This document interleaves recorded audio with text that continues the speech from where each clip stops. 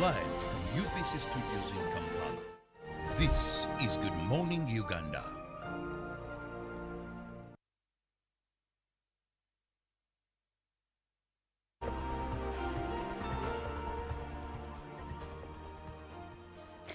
Well, welcome back from the weekend. Good morning. We are coming to you from the broadcast house here at Nile Avenue at Uganda Broadcasting Corporation Studios. Good morning. Welcome to Good Morning Uganda. I'm Olive Monica Najoma, together with Joram Paul Sonko and Chantal Olive Akandinda. Now, the week from which we are coming had a lot of things that happened, but to cap it all, it was the new cabinet, the slightly changed cabinet. And of course, among those that are new ministers in this land of the Pearl of Africa is, of course, Balaam Barogahare and of course General Wilson Mbadi, and of course we have a new CDF in the names of General Mhozi Kaine Rugaba. Now, some people lost their ministerial posts, including Agnes Nandutu, Vincent Bamlanga Chisempija, and of course Mary Goreti Chitutu. And of course, among the new ministers, that is state ministers, we have Fiona Nyamtoro and others. Well, welcome back from those events. Of course, there was a lot of talk on social media and mainstream media and other places where people were weighing in on the new cabinet reshuffle, and of course some were positive, others were non-positive, but overall that's the recap of last week. Good morning, Chantal, and welcome back. Thank you. Good morning, Olive. How are you? How is your Monday morning? Monday morning is okay. I am fine. I can't complain. How are you feeling now? Well, a lot better, only when I don't cough.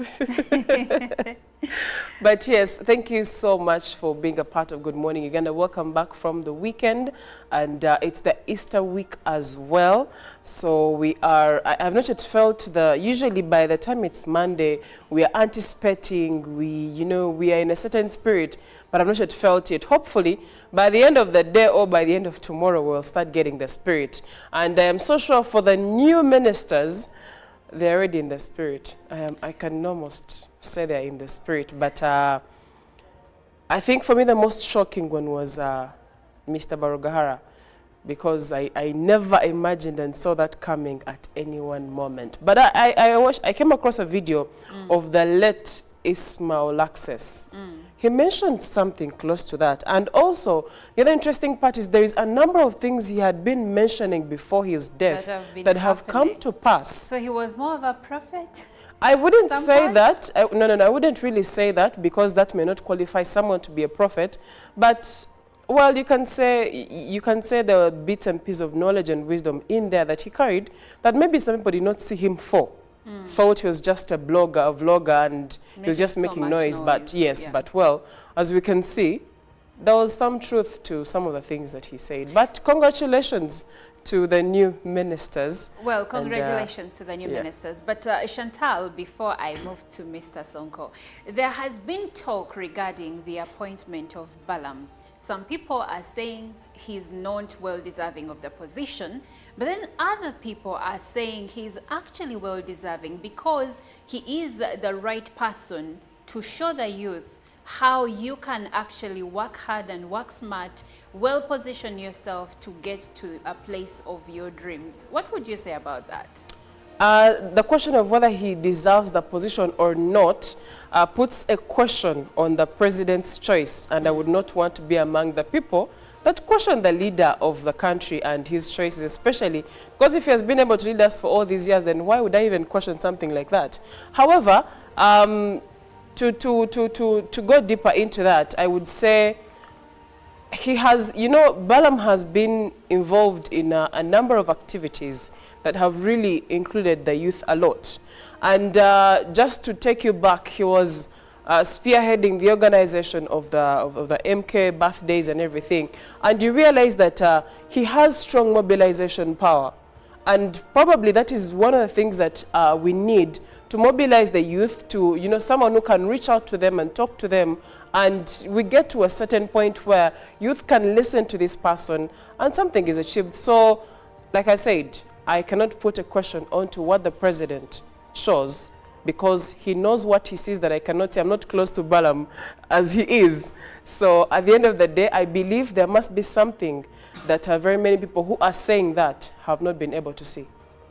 Well, those are Chantal's opinions, but still on the new list of ministers or new appointed ministers, there will be a vetting process. And of course, Jerome Paul will tell us more about that. But first of all, good morning, Mr. Sonko. Well, good morning to you and good morning to our dear viewer. Well, the Holy Week, just like Chantal has mentioned, is here. So it's going to be a marathon of holy activities for the Christians, and tell you what, for those in the employment world, you only have 4 days of working Monday to that. Exactly. For most of them, 3 days. Thursday, people don't work. Exactly. So till Tuesday next week, which will as well be next month. So you can easily see it's going to be a roller coaster ride for so many people. And a long so many weekend. Ugandans. Exactly. So it is high time you geared up for this entire week. But besides that, talking of gearing up, yesterday I was following up on some of the news that was actually trending. And you realize most of the new appointed ministers and also those who retain their spots as ministers in cabinet as well as state ministers in Uganda's government, most of them were actually thanking the Almighty yesterday on Palm Sunday, thanking the Almighty for the fact that the president, of course, voted them back or reappointed them back, which was a sign of a vote of confidence, if I may put it in that way. And again, today is Monday, and it's going to be a vetting process for the new appointed ministers. And of course, the appointment committee still in Parliament, that will as well be led by the Speaker to Parliament, will have to create a vetting process for the new ministers as well. We shall be giving you more details of the same tomorrow, but that is something that you should highly expect today on Monday. But again, we do wish and we wish to congratulate all the new appointed or the newly appointed ministers and also those who were able to retain their positions in cabinet. And besides that, we are here, and good morning. Can I give you something interesting? As the employed are gearing up for the Easter weekend and everything, we are going to be here every day. Till Friday. Oh, yes. Even on Monday. Yes. Yes, we are going to be there. So it goes without saying that when you choose, and now I'm speaking to someone that is joining campus, if you choose to be a journalist, it's a very interesting trade. Really interesting. They say journalists and lawyers have something in common. There is also, by the way, the belief that journalists are people who fail to join law school. Well, there could be some truth because I had those two, you know, on what I wanted to do, and they were competing terribly. So yeah. So did I. There is some truth to it. And the good thing that is that they actually fall under the same faculties if you were to go to the universities. Social sciences, same thing. Humanities. So, humanities and social sciences. So you can easily see why it is the same. Like why people actually think the two careers or the two intertwined. Exactly. And it's commonplace to see a journalist transition into a lawyer when they go back to upgrade. So if you choose this trade, which I love and which we love, it's very interesting. But the downside is that whether it's a public holiday or not, you're going to be working. But that makes us unique, and of course that is why we are here to inform you, educate you, and entertain you. Now, with that being said, we delve into the local news. Later on, Chantal Oliver will be giving us the international news, but Jerome Paul Sonko will also take us through the press review for this morning. And speaking of local news, we start with the events of Palm Sunday. Now, the Premier, Nabanja, has lauded President Yoweri Museveni for retaining her as Prime Minister, and this was after joining Christians at Our Lady of Lourdes Bujumbura Cathedral in Hoima City to celebrate Palm Sunday at a mass celebrated by the Bishop of Hoima Catholic Diocese, Reverend Bishop Vincent Chirabo Amoti. Nabanja joined Christians at Our Lady of Lourdes Bujumbura Cathedral in Hoima City, where she thanked President Yoweri Museveni for retaining her as the Prime Minister of the Republic of Uganda.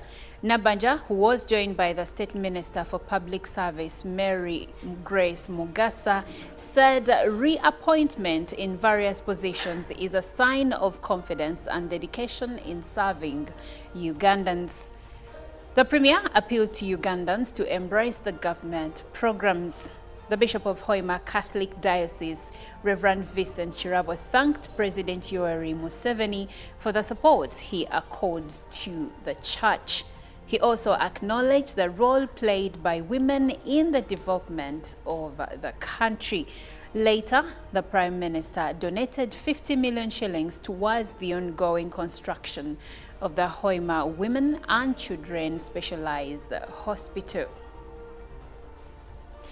Now moving on, the newly enthroned Bishop of Luwero Diocese, Reverend Wilson Chiseka, has been challenged to embrace teamwork and foster reconciliation among the already divided flock as the only way of restoring sanity in the diocese.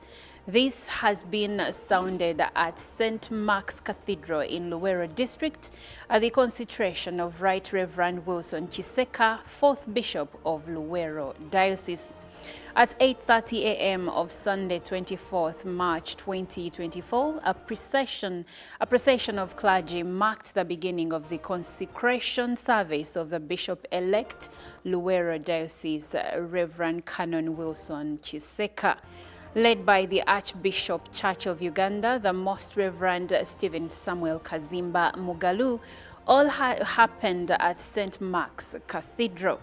And thereafter, the consecration service commenced with Mityana Bishop Right Reverend James Bukomeko reading the Gospel and Bishop Michael Lubowa of Central Uganda being the day's preacher.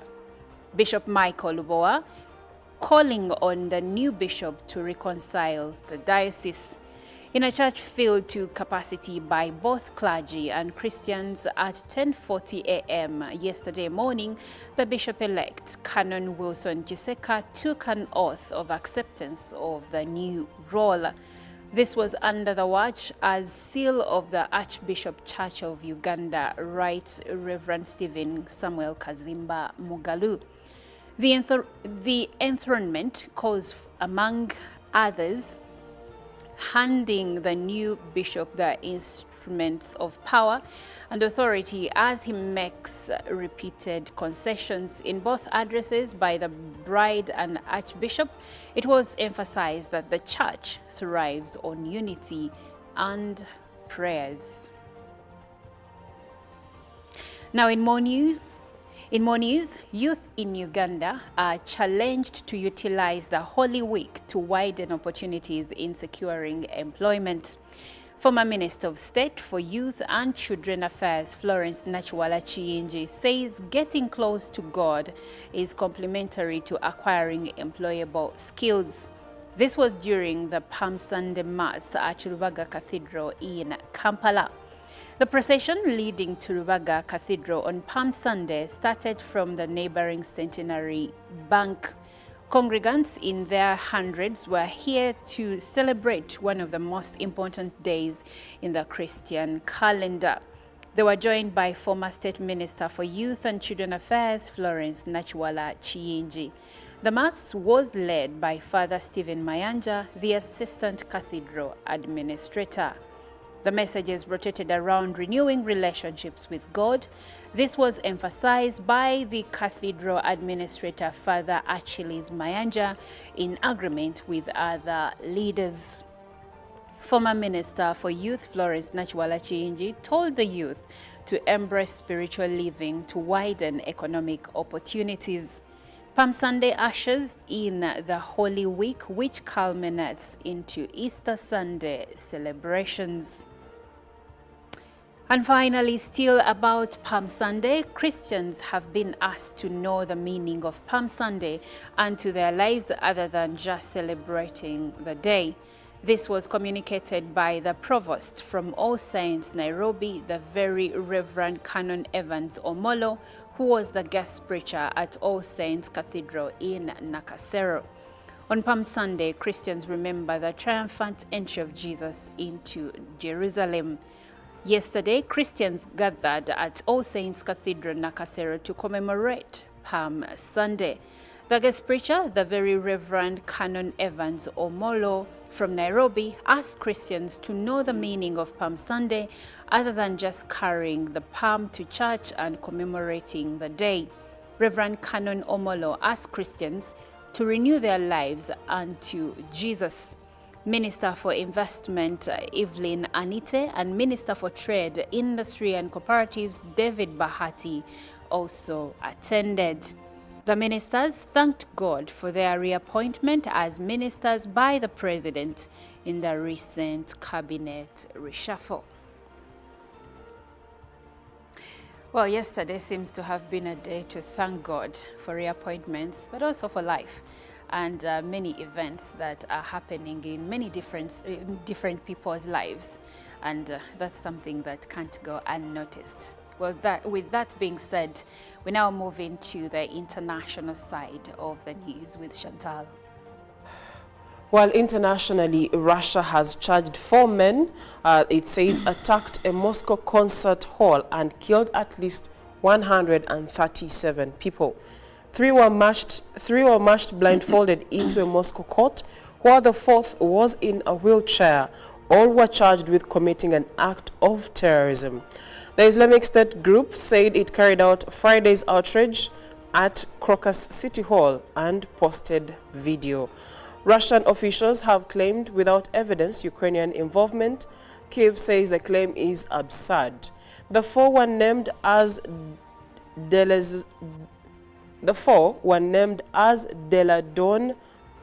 Mazeyev, Saidi Krami, Murodali, Shamsidin Fariduni, and Muhammad Sobir Feizov. Video showed 3 of them being marched blindfolded by masked police into Basmani District Court in the Russian capital. All appeared injured. Mazeyev and Rachabilozad's eye were blackened and the latter's ear was heavily bandaged, reportedly from it being partially severed during his arrest. Fariduni's face was badly swollen and Feizov was brought into court in a wheelchair and appeared to have an eye missing, according to the Reuters news agency. Moving on, Israeli forces have surrounded Al-Amal and Nasser hospitals in southern Gaza, while in the north, soldiers are continuing a deadly week-long raid on Al-Shifa medical complex.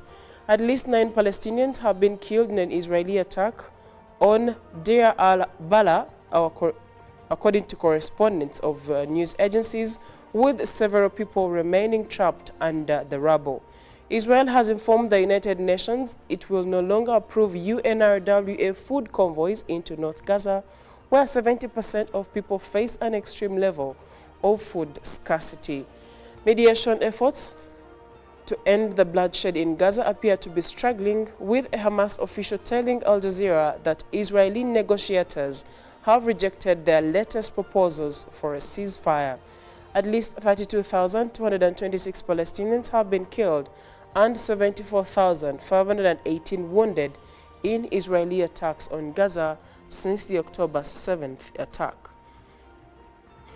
Moving on, supporters of Senegal's presidential candidate Bassirou Diomaye Faye have taken to the streets of the capital, Dakar, in celebration as early results from Sunday's vote showed the opposition contender in the lead.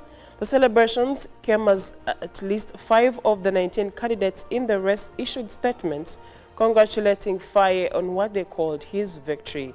But his main rival from the ruling coalition, former Prime Minister Amadou Ba, said the celebrations were premature. From our part, and considering the feedback of the results from our team of experts, we are certain that in the worst-case scenario, we will go to a runoff, Barr's campaign said in a statement. There was no immediate comment from Faye. Millions in Senegal took place in Sunday's vote to elect the country's 5th president. It followed 3 years of unprecedented political turbulence that sparked violence, anti-government protests, and buoyed support for the opposition. And lastly, speaking matters climate, Joyce Blankenship, an 83-year-old grandmother of 4, died inside her home in February when a single brush fire exploded in size in just 24 hours, racing across the landscape, burning her home and others in Stinnett, Texas. Fueled by 50-60 winds and dry grasses, the fire grew so fast that it surrounded the truck of Cindy Owen, 44, where she was walking more than 40 miles east of Blankenship home. Owen was burned and died of her injuries 2 days after. Dubbed the Smokehouse Creek Fire, it burned across 850,000 acres in the Texas Panhandle in about 48 hours, torching more than 100 homes and killing thousands of cattle as firefighters from throughout the region battled to save homes and lives. It would be safer for firefighters, communities, and property if such massive infernos were rare, but experts say these big fires are growing even bigger and more dangerous. We can expect to see larger wildfires in the future, said Seth McGuinness, associate scientist at the University Corporation of Atmospheric Research. And that's it for climate news and what is happening across the world. Well, thank you, Chantal. I have noted an interesting story, the elections in Senegal. Yep. And I couldn't help but notice that the man that is supposedly going to become the next president of Senegal is quite young. Quite young, yes. He was born in 1980. That's very interesting. Well, we're moving to That the... is if you're told he's voted in power. well, he has been voted. According to what we are seeing at the moment, seems to have been voted. It's a wow, right? Because as Chantal has just noted, 5 of the contenders have already sent in their congratulatory messages. Wow. Now, the main contender is the one saying we might have a rerun. But if things go as we they are all now, know. It's the same. It's Yes. the same story. Really. as things go the way they are, That is 43? At the moment, 43, 1980, that's I'm saying 43, 46, 44. No, 43. Ah, wow. He's young, he's still young. Well, really. we move into the press review right now. All right. Now, in regards to the press review, we start off with the New Vision, which is highlighting government offers teachers 8,000 scholarships. The beneficiaries will study through Chambogo University. Then also in the economy, EU clears Uganda on money laundering.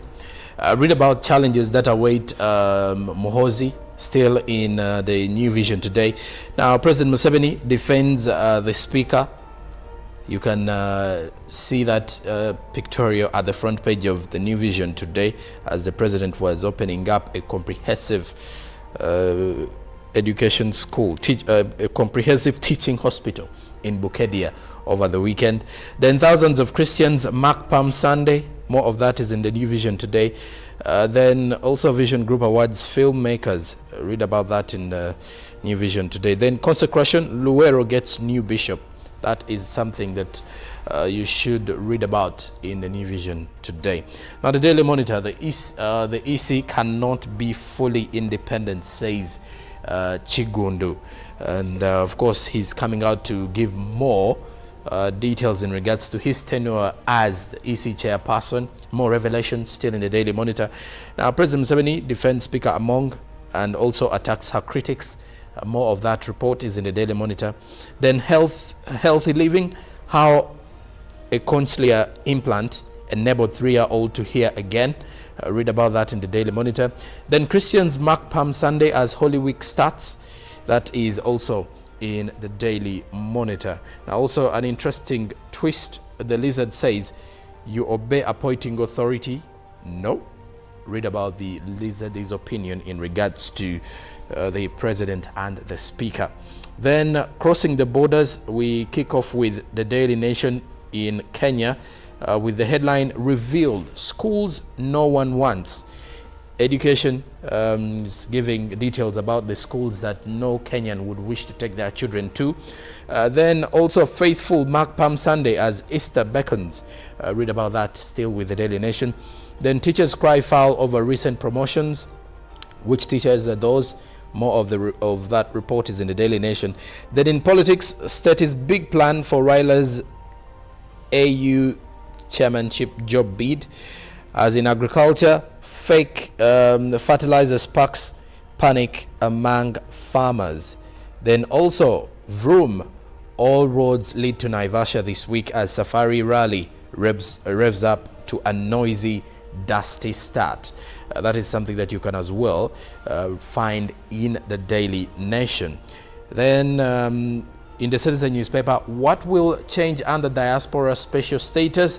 Proposed amendments, among other objectives, seek to give Tanzanians in diaspora the legitimacy to own property, such as land in Tanzania, and that they should be free to pass on or transfer the property. Now, SCT wants urgent action over Electoral Commission reforms.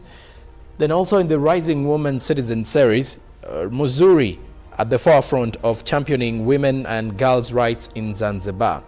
Read about her. Then why Moody's upgrade of credit rating matters to Tanzania. Then also, will more shops curb forex racket in Arusha? The bigger question in today's Citizen. And well, that is it from our press review this Monday. Now we will take a short break and we will leave you with Sinach and Israel Houghton with Victory Is My Name. When we come back, we'll be speaking matters retirement and how savers are spending their money. Don't go away.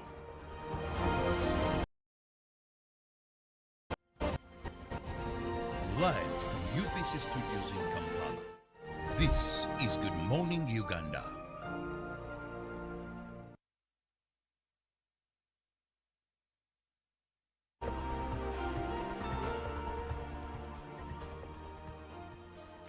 Well, welcome back from the weekend. Good morning. We are coming to you from the broadcast house here at Nile Avenue at Uganda Broadcasting Corporation Studios. Good morning. Welcome to Good Morning Uganda.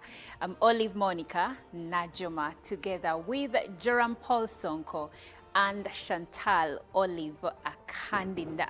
Now, the week from which we are coming had a lot of things that happened, but to cap it all, it was the new cabinet, the slightly changed cabinet. And of course, among those that are new ministers in this land of the Pearl of Africa is, of course, Balaam Barogahare and of course General Wilson Mbadi, and of course we have a new CDF in the names of General Mhozi Kaine Rugaba. Now, some people lost their ministerial posts, including Agnes Nandutu, Vincent Bamlanga Chisempija, and of course Mary Goreti Chitutu.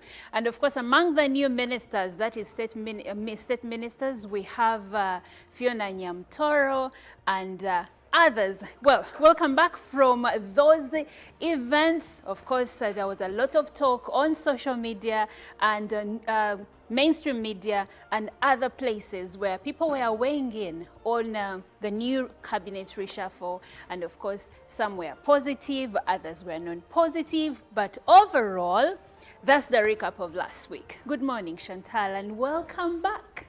Thank you. Good morning, Olive. How are you? How is your Monday morning? Monday morning is okay. I am fine. I can't complain. How are you feeling now? Well, a lot better, only when I don't cough.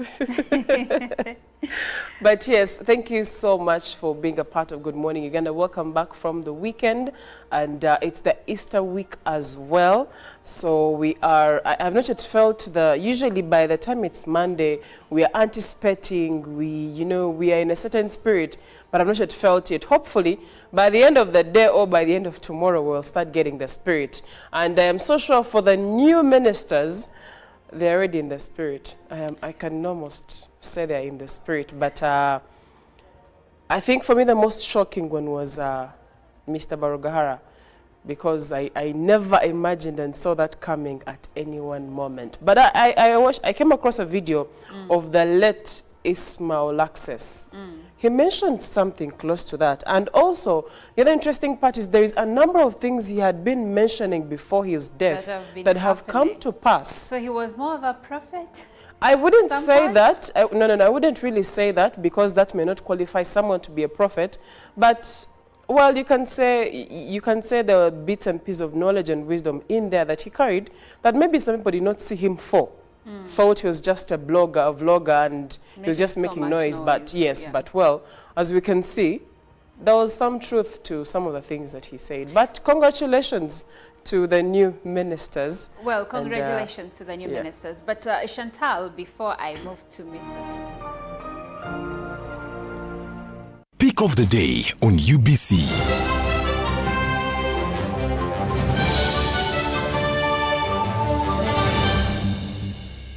Was brought to you by MTN Momo Pay is the easy way to pay. Dial star 165 star 3 hash or use the MTN Momo app. You don't need cash. MTN Momo Pay is safe and free.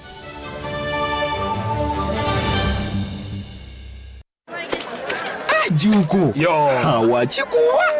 Check the shopping, man. What's your secret? Haven't you heard of the parish development model PDM? Yes, I did, but I thought it was just a talk. No, Sebatia. It is real. I and a few friends together formed a circle, accessed money from the PDM, invested in a portrait project, and now things are moving. Juko. I thought I was one of your friends. You are. But you left me behind. I didn't leave you in poverty. What you do, just visit your LC2 chairperson and your parish chief and start the process of economic transformation. Just like that.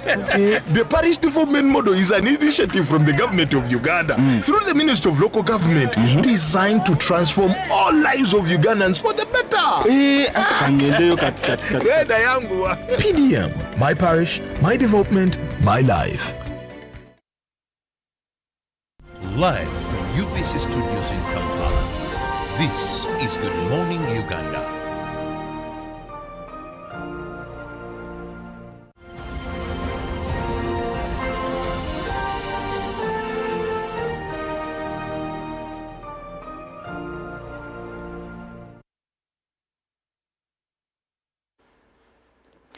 Thank you for sticking with us. This is Good Morning Uganda. I'm Olive Monica Najima, together with Joram Paul Sonko and Chantal Olive Candida. Now, like earlier shared, today we will be speaking about matters retirement and savers' finances. Now, a recent National Social Security Fund beneficiary survey report indicated that savers are spending their benefits on non-income generating expenses such as education, construction of residential homes, and acquiring land, among others. And it also shows that some people, in as much as they may hit their retirement age, that is of 60 years in the public sector and 55 years in the private sector, despite this, they actually go ahead to seek for other jobs because they cannot facilitate or be able to manage their lives without a job. Now, what was the fund? Why was the fund formed? Because it's a pension scheme for workers. But why is it that even after retirement, you find that they still need to continue working in order to manage? And also, why are they using their funds to construct homes, to educate dependents? What happened within the years they were actively working before retirement? These and more are some of the questions that we are looking at to find, is there a gap as to why savers are now using their pensions to construct homes, to start businesses? Also, at what age does someone have to start a business? Should it be after retirement or should it be during the course of working? Because there is also another report which indicates that savers lose money in starting businesses. Does this have to do with the fact that they are a bit advanced in age and are trying out something new, or is it because there is no other source of income and now they are fully dependent on these businesses? This is what we are looking at. this morning. Now going to my colleagues here, Sonko, before we even delve into why savers spending money on non-income generating schemes, what do you think is the gap here between having the job and hitting retirement to get your pension? Well, I was looking at, looking at the bracket of our retirement age and the time Ugandans actually earn money during that time of working. I think this is where the issues are. You see, normally in the early 20s, most people are working in the informal sector. And then the chances are they have nothing to save during that time. And this is the most obvious truth, that the chances are very few have money to even save during that time. Is that only for people in the informal? Or not only even in the informal, even those in the public sector. Yeah. Because when you look at the salary structures of Uganda today, at times they are really unfavorable. Now imagine someone who has entered the employment world at the age of 30 per se. And they're supposed to retire at 55. At 55, if they're in the private sector. Or at 60, and the chances are you may not stay in the public service for all those 30 years, unless you're lucky and of course you're getting these promotions. Now, when you look at all this, you also go back to the fact that if you're working for an employer, they are supposed to remit your NSSF, or they're supposed to contribute to your retirement savings. Yes. 10%. 10%. And on that 10%, 5% is cut off the salary to make 15%. No, they do a 5% of your gross. Of your gross. Then they contribute a 10%. Yes. To make 15% of the contribution in regards to saving. Now, when you look at that situation, for many of the Ugandans who have actually started working maybe as early as 20. 20? I started working at 19. A formal job where you were getting NSSF? Exactly. You're among the lucky people. No, I'm among the lucky people. But again, I will tell you, at that age, not all companies I was working for were submitting. Yes, that is true. But I had the NSSF account or the number. So this is the picture of Uganda's employment world. Before we even get into the fact that NSSF is saying Ugandans are using this money for, you have to go back and see how much are we saving during that time. So you've started saving and you realize that maybe you're lucky enough to start saving, let's say at 30.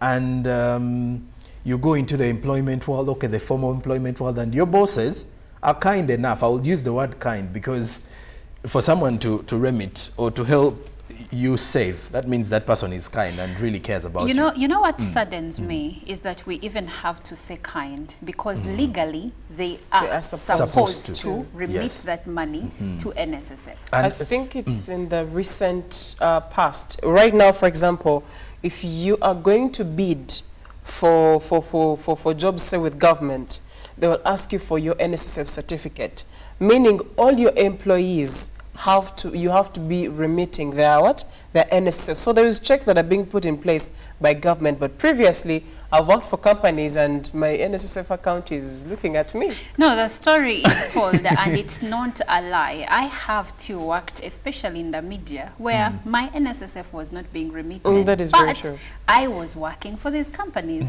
So all these years, let's say 5, and your NSSF is not being remitted.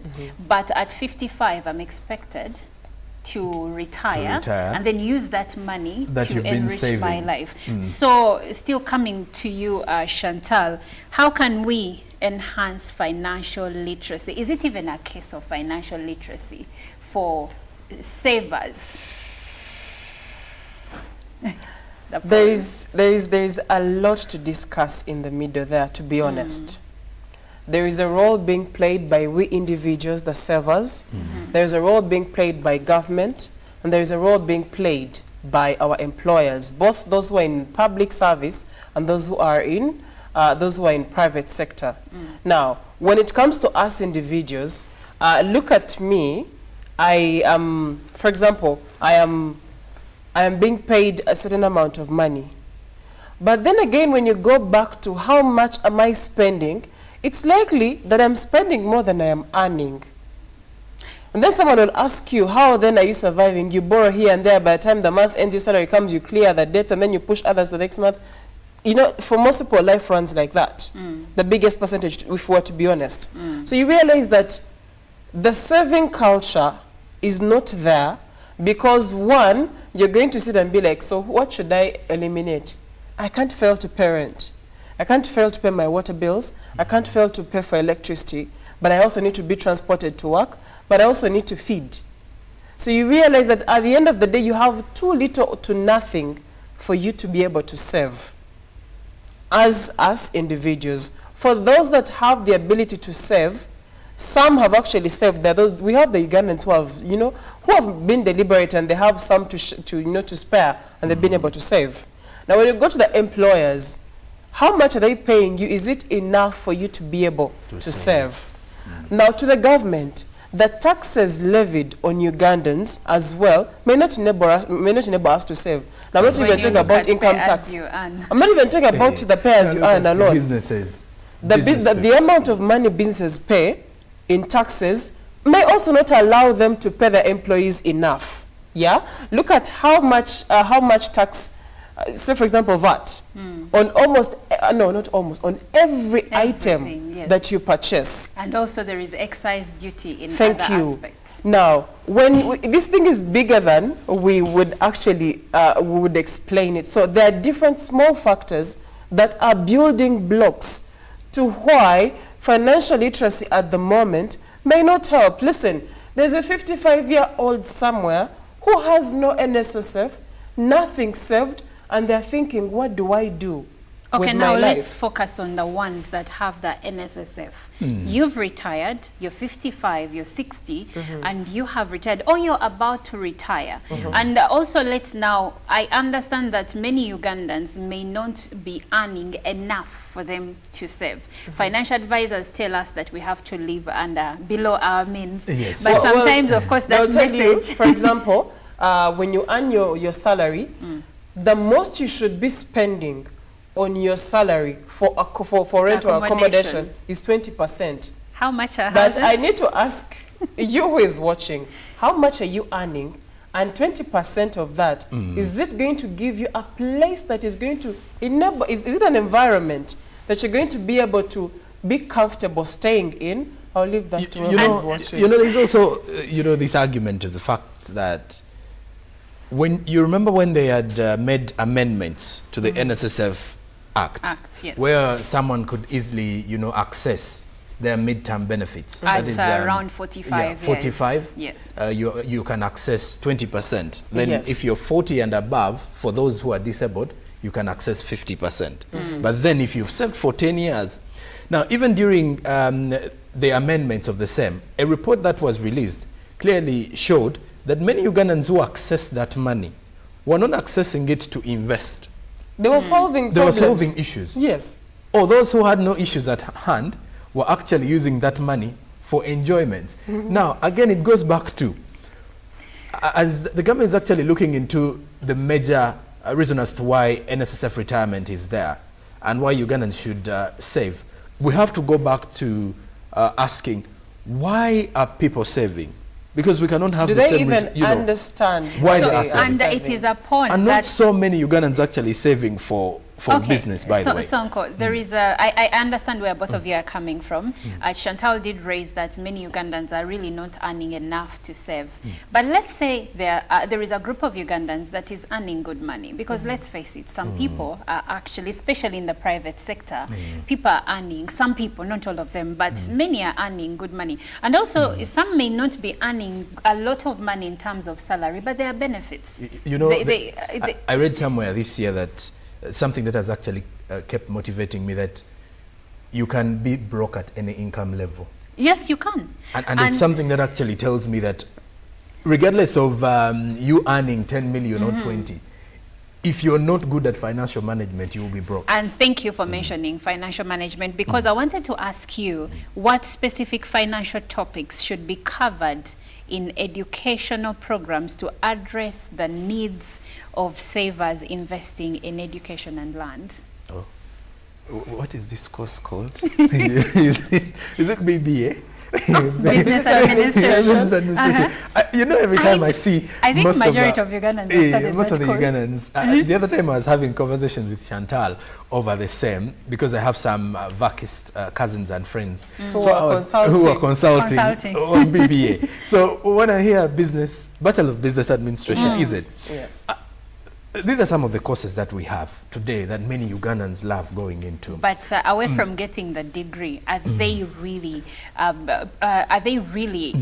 think it should informing start from- them to make better financial decisions? I think it should and start from investments? high school, by the way. See, you know? as a business student, the truth is some of those things are covered when you are doing these courses. But let me put it in Uganda, to be taco on the surface.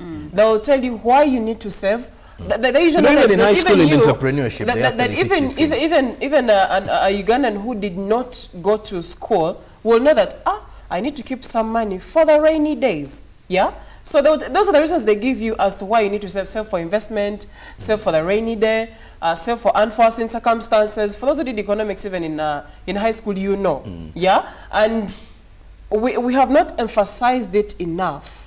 Maybe there is a gap somewhere. Where do you think is the there problem? is. Is The it gap. the mode of training? Because let's face it, in many institutions, people are studying these course units to pass exams. Yeah, that is So true. could it be the mode of instruction that, yes, many people, even someone that graduated in January, you may ask them some of these things and they have no idea. And they have no idea. We need to get more practical with the things we are teaching our students.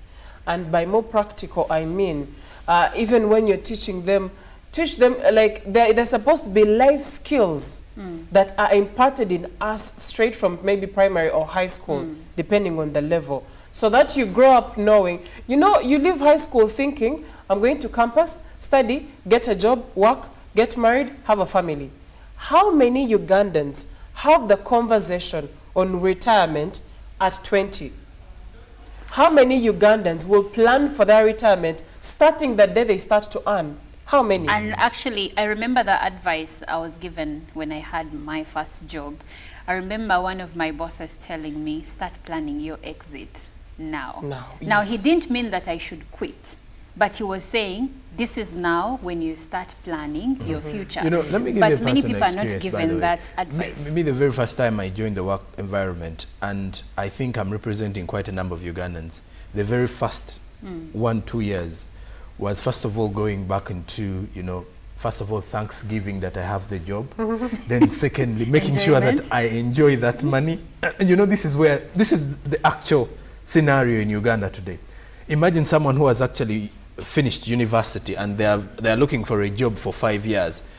And then The when you chances, get the and job, when they get the job, their first year is first of all to wear off that pain. the stress. And the second year is to maybe try to start living a better life. Now the third year Is when you wake up. is when they wake up, or is when we wake up. And then when you're waking up, at times it's Other too late. responsibilities Sometimes have also maybe- It's fallen either too in. late, you're either laid off, or the company is you know, trying to fire up people or closing. Or because the- many businesses in Uganda, you know, are normally close at 2 years or especially 3. fintechs. Because the family of one, Joram Paul Soko, Has become a family because of I got a two. good job. Anyway, moving on. So there is according to this report, by the way, the sample space was only 1,700, I think 29 people, and we have over 700 plus savers. So do you think that the findings are enough for us to base on to say that most savers are actually not investing in income generating ventures? I think they are. Because when NSSF looks at why people are actually, you know, because remember, with businesses and the rise of Ugandan businesses, you can easily, you know, get to follow up, especially with the savers, to know how this person is using the money. But according to the way, you know, Ugandans are using the money, you realize that some of them are actually even actively engaging. You know, someone who actually retired at 60 is still working actively, either in the public service or having a part-time job. So these figures are actually enough to give us the exact, you know, illustration of what is really happening today. But to me, I think this is worrying, but it's worrying because maybe our working environments or our working sectors need to be changed in regards to, you know, respecting the employees a little more. And the kind of respect I'm talking about here is financial respect. And you realize, Monica, you've mentioned of the fact that at times you may get into the workspace when you're an individual. But by the time you get 3 years or 4 years of working experience in the same place, you've now got a family. Yes. And the So worry the money is that was enough for for you you is no longer enough for 3 people or 4. And today, many working environments do not put that into context. That they never put it into consideration that, you know, someone needs to get a higher pay, or there needs to be promotion, or at least if someone has actually been here for too long and they've actually been doing enough for the growth of the company, we need to appreciate them more. The salary structures of Uganda of 2012 are still present as of today. And yet the cost of living is high. So it is very difficult for me But to even save the cost money. of doing business is high. Is also high. So I'm thinking to myself, I put up this company to make profit, but then I can't reduce my profit further. Because even me, I have not just you one employee to pay, I have a number of employees. I also have a family, I have shareholders. So everything is difficult for everybody. So in that case, what strategies can be employed to encourage savers to diversify their investment portfolios beyond education and land? Because right now that is what they're investing in the most. And this education, it is sometimes for them, they're like, maybe if I change careers, in as much as I have retired, maybe I could get into consultancy and then land. So if you buy land and your money sits in that land and you don't have enough money to actually develop the land, is this a worthy investment? How can they diversify? In my own thinking, when you look at most of the people that are using money for that are people whose risk appetite is not so big. So that means they're trying to look for a safer landing place on when it comes to how they invest this money. They are wondering, if I invest this money in a business, zina value. But if I invest in land, it is safe. If I build my house, I'll see it. Yes, it is safe because land appreciates. So on a bad day, I'm probably going to sell the land, or I can construct on the land, or I can develop the land going forward. So you realize that most of these people do not have the knowledge when it comes to setting up businesses. So maybe now we need to look at when they're leaving employment. You know, employment has a way of making you feel like everything is okay, as long as you're managing.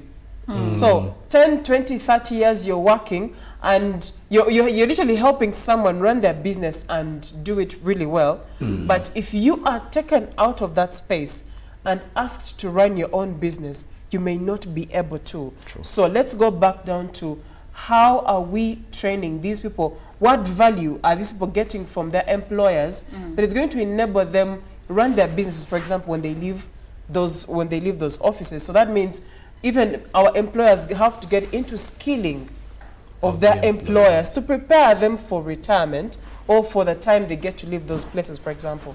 Okay, and I like the fact that you're mentioning skilling. So the biggest question here is, should skilling and also starting of businesses start way before people retire? Or should we, okay, the skilling should happen before they retire. But the starting of the business, should it start during their course of employment or after? What are the risky factors of starting a business after you've retired? You have no backup plan. Using that as a backup plan. It's the only plan B you have there. But remember, if you start a business when you're employed somewhere, the more it fails, and I'm not saying it should be something you look at, failure. Fail all the time, but they normally fail. So the more it fails, you always have a backup plan or you can go back on the drawing board, which is your employment, where you are an employee somewhere, you're earning some money, but then you're running a side business somewhere. So at the end of the day, if at all things go sour at your workplace, or it is time for you to, to walk away, you can easily kickstart off your business journey. Or you're now just refocusing you're on the now business, refocusing. but it was already there. But it's very difficult after you're in the employment world for 20, 25 years, and then you get into your own business. There are the lucky people actually who know how to, but the numbers are not so many. Right. You do realize that it becomes difficult, especially when it comes to business management. It's never easy, because at times some people are actually good as employees but are never good as business owners.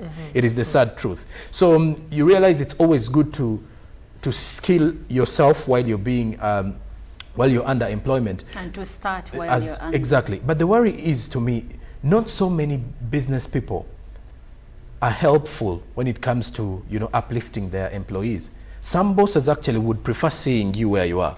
True. That's why exactly. I'm advocating for let our employers or these employers invest in their people. Trainings will not hurt. True. And at the end of the day, when that person is leaving, even the value they would have added to your company when you've done that training is a lot better. But us as individuals, learn how business is run. Problem is, a procurement officer will sit in the office and do the procurement properly, but will not take some time to learn how does HR work.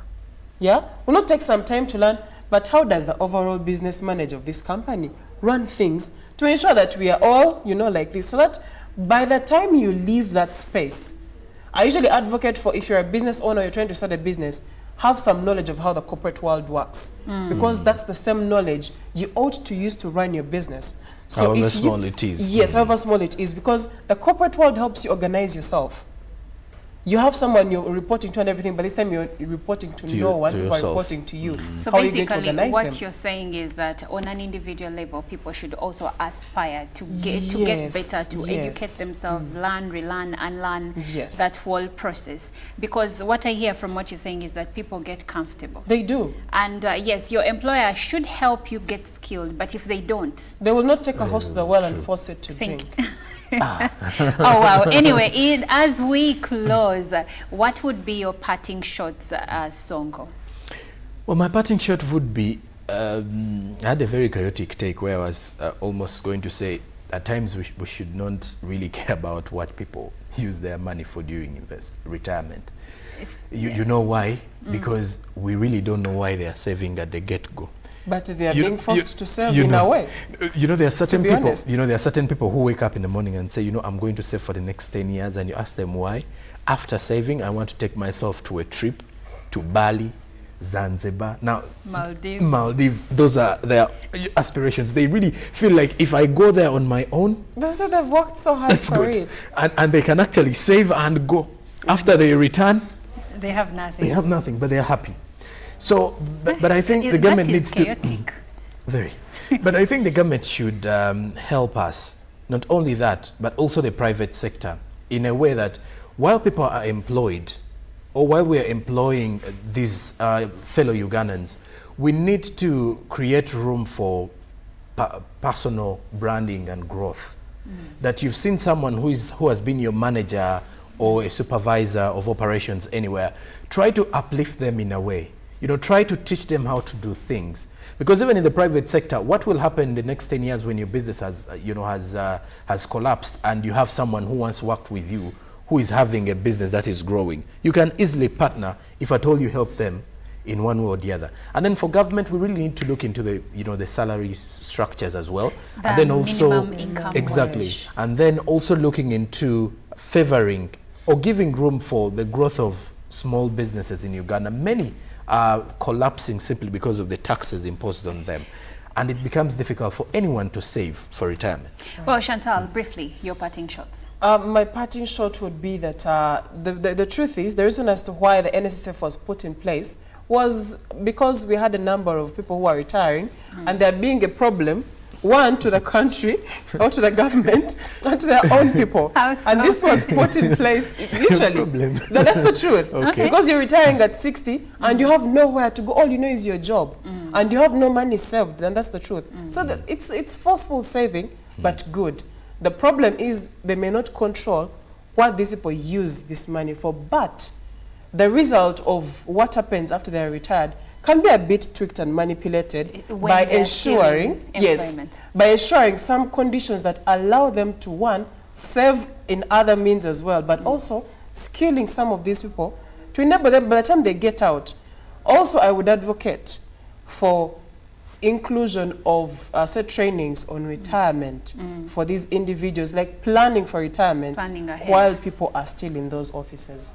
Well, thank you so much, Jerome Paul and Chantal Olive. Now, this has been an interesting conversation because, let's face it, all of us are in employment, and at some point we are going to hit the retirement age. But before we get there, what are we doing right now? Because what we do now, the decisions we make now, the ventures we take right now will inform how we are going to use our pension. It's really sad to hear that someone worked for 40 years and someone lied to them that you can invest in this get-rich scheme, and then they lose all their life savings. So we need to start now. This goes to the employers, to the employees themselves, and also to the government.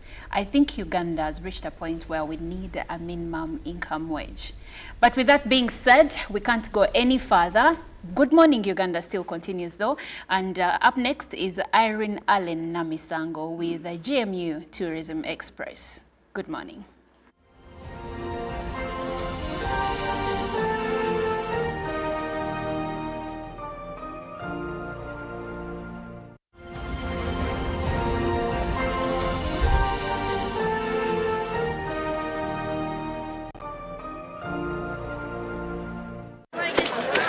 Juko. Yo. Wachikuwa. Check the shopping, man. What's your secret? Uganda wange, haven't you heard of the parish development model, PDM? Yes, I did, but I thought it was just a talk. No, Sebatia. It is real. I and a few friends together formed a circle, accessed money from the PDM, invested in a portrait project, and now things are moving. Juko. I thought I was one of your friends. You are. But you left me behind. I didn't leave you in poverty. What you do, just visit your LC2 chairperson and your parish chief and start the process of economic transformation. Just like that. The parish development model is an initiative from the government of Uganda through the Ministry of Local Government designed to transform all lives of Ugandans for the better. PDM, my parish, my development, my life. Nyati Motion Pictures brings you Tuko Pamoja, a documentary film about our unity as Ugandans and Africans. Bunyoro would have simply created an East African community that we are looking for today. The rulers of Bunyoro are actually Luos. We people who live across the Nile, we are so related from our myth or from just the Nile. We are the same people, and genetically we are even the same people. We are similar people. We are one. Pamoja, we are one. Use that word, pamoja. Premiering every week from 3rd February to June 2024 at the National Theatre and Indere Center. Daily screenings are from 4th February to June 2024 at Ham Cinemax and the National Theatre. To get a ticket, call 0778 787 660. Tuko Pamoja? Live from UBC Studios in Kampala. This is Good Morning Uganda.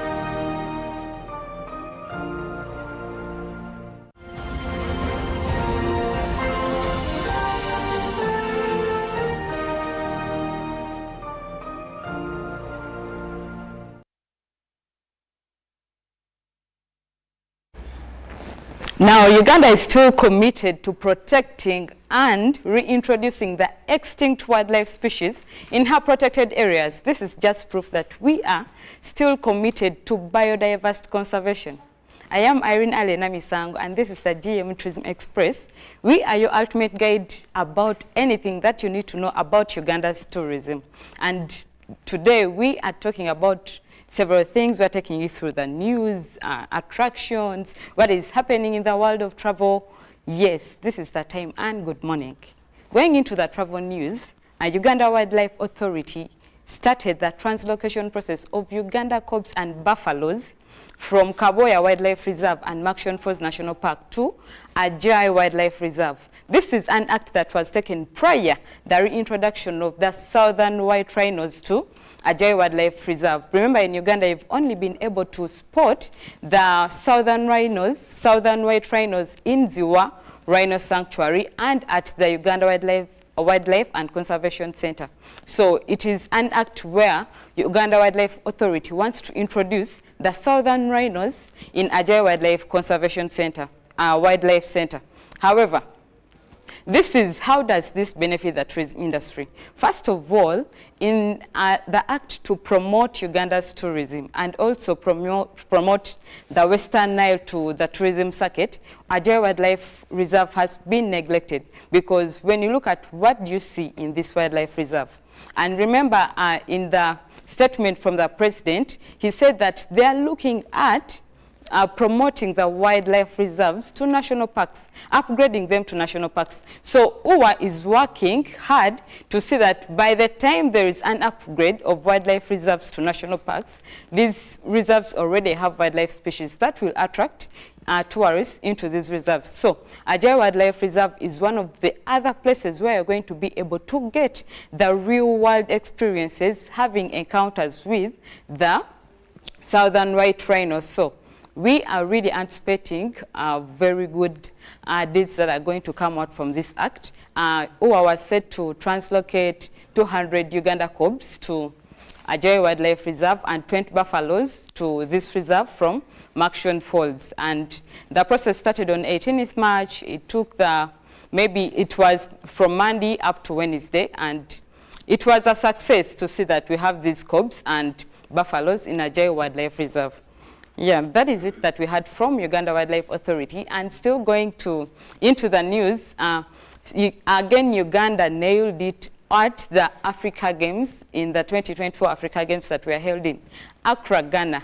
The Uganda's rugby sevens emerged as the champions, the continent champions in rugby. So this is a plus, but how does it really benefit the tourism industry? How do we leverage on such international achievements to promote Destination Uganda as a tourist brand, as a top tourist brand? So when you look at the time when we had Cheptegei as the tourism ambassador of the country, he was doing great, and every time he emerged as a winner, he would tap his fist like a silverback. So he was calling himself a silverback, but that was just a marketing strategy, because every time Cheptegei was called a silverback, you would wonder what is a silverback, and then you would know that silverbacks are mountain gorillas. So you could know that coming to Uganda, you could be able to see the mountain gorillas, one of the only top 3 destinations in the world where you can see mountain gorillas. So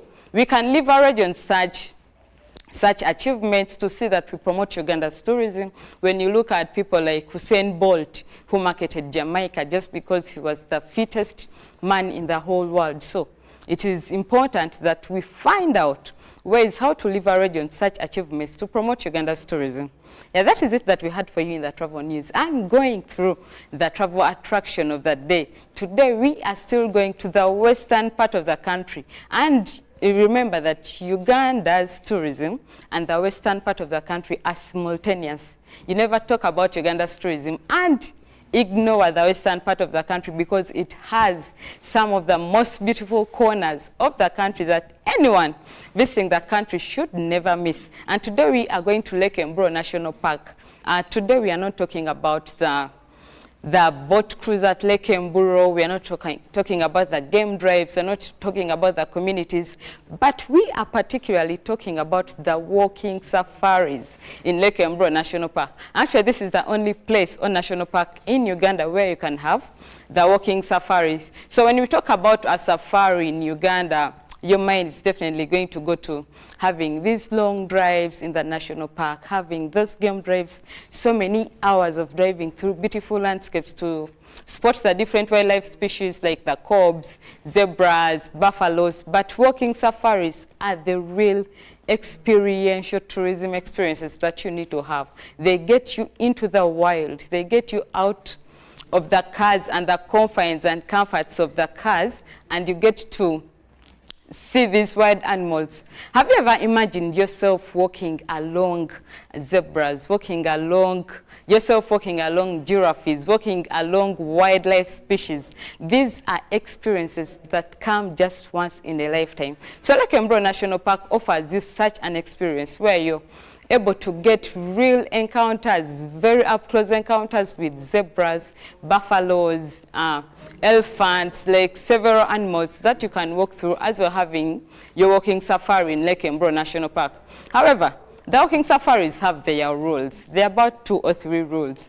The first one is, if you're having a walking safari in Lake Mbro National Park, you have to start the walk very early in the morning. This is because presumably you could think that the predators or the carnivores in the park are now at rest. They've already done their hunt in the night, and in the morning hours they're already satisfied and exhausted from the hunt that they are on in the night. So you have to start your walk very early in the morning. But fortunately, Lake Mbro National Park is not so much known for carnivores like lions, leopards. However, the rangers and statistics show that there are some few lions, but it is not very easy to spot lions in the park. So it is mostly a prey animal destination. So you will have your safari walk like comfortably, knowing that there are very little chances of encountering such carnivores and predators in the wild. The second rule is you should have neutral colors.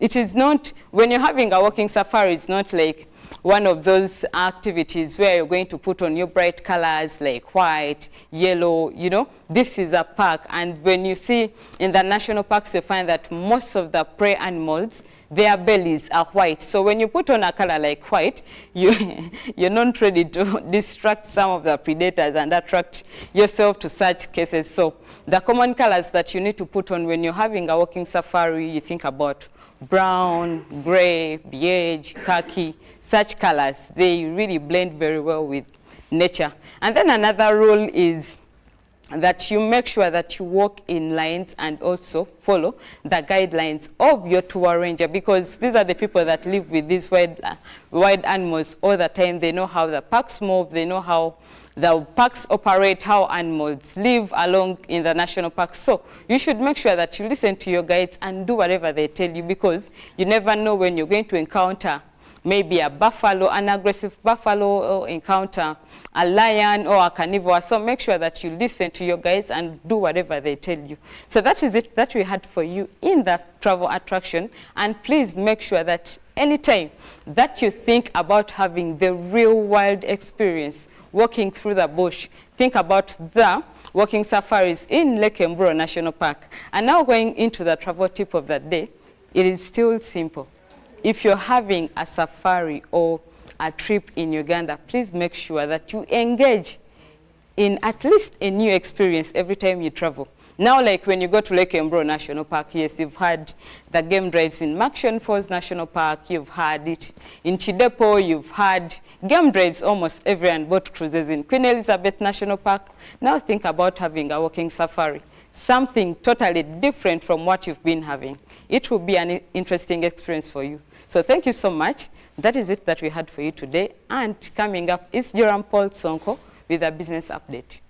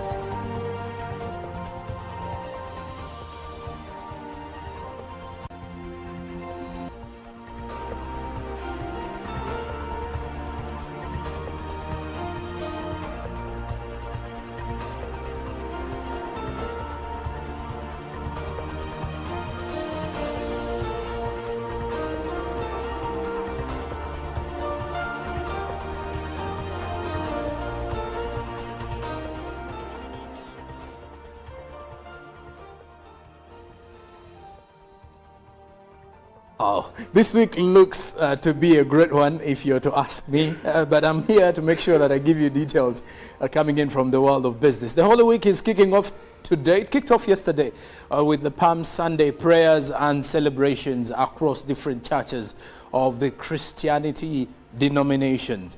But besides that, this week, for those in the informal sector, you can easily look into quite a number of businesses that will give you some money. For those who are actually who are actually dealing in businesses where you can easily switch to a line of business. If you were selling clothes yesterday and then today you can switch to maybe selling shoes, this is the week. And it's going to be a long one for those in self-employment, but it's going to be an easy one for those who are highly employed. You have only 4 days. So, well, it is time for you to be grateful for this week. You have 4 days this week, also 4 days the other coming week because you will only return on Tuesday.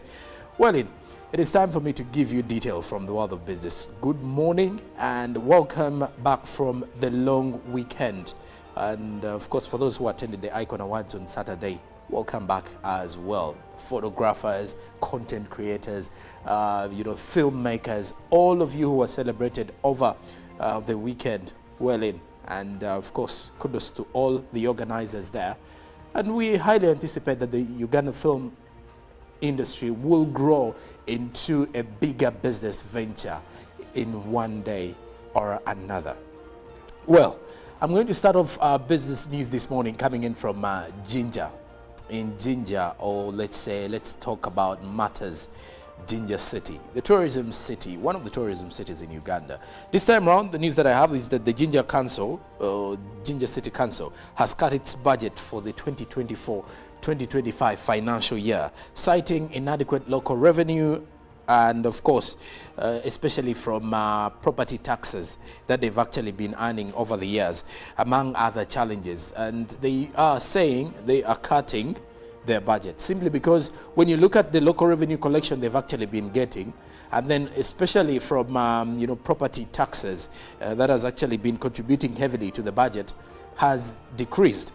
The Jinja City Council Secretary for Finance, Twaha Wanyala, revealed that there is a budget cut from 59.8 billion Ugandan shillings in the current financial year 2023-2024 down to 54.9 billion for the next financial year. So when you look at that, they're actually 5 billion Ugandan shillings short of the money they've actually been having or inputting in their financial year preparations. Now, according to him, the council failed to collect income per the ending year's revenue projections due to technical challenges, and including the failure by property and hotel owners to take records of their visitors.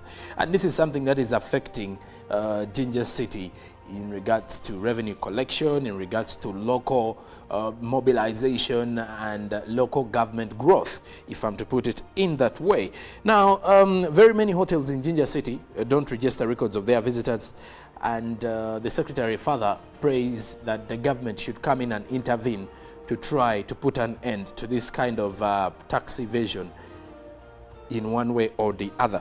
So another challenge is the alleged failure by Jinja City to have proper revenue database records. These are some of the the issues that were cited as to why Jinja City is dropping or is decreasing its annual budget for the financial year 2024-2025. Now, some of the departments affected by the budget cuts, if you're to look ahead in the next financial year, these include roads and engineering, because roads were decreased from 17 billion to 6.5 billion. That is a huge budget cut. Then natural resources were slashed from 837.7 million to 674.7 million shillings. Now, community-based services were down from 557.3 million to 545.6 million shillings. Then internal audit from 360.4 million shillings to 330.3 million Ugandan shillings, and then health from 8.6 billion to 8.4 billion Ugandan shillings. Well, of course, health wasn't that affected, but the fact that there is a lot of infrastructure developments that Jinja City needs and seeing a budget cut from 17 to 6.5 in regards to roads and engineering, that leaves a very huge gap for future growth and development of infrastructure in Jinja City. You get to realize that Jinja is one of those cities, by the way, in Uganda, which is still having old colonial buildings that need maintenance, and others actually need to be, you know, put down for new structures to actually come up. But of course, we await and to see. But for all the people in Jinja, or all the residents in Jinja, we need to be, you know, part and parcel of the growth of the city, which means we have to contribute greatly, especially those in the hotel business. Keeping your records is very fundamental, because what we do know during the weekends, we know that one of the, you know, the best tourism destinations has always been Jinja in Uganda. At least even those in Kampala always have a day or two spending some money in Jinja. So we need to work upon the same issue. But of course, I cannot cut the fact that all those in these businesses, especially hotel, are also facing their issues in regards to, you know, a drop in customers coming in every other day. But well, besides that, from the business world, let's talk matters the East African community, because according to news reaching my desk this morning, Tanzania and Rwanda are set to open a new border point.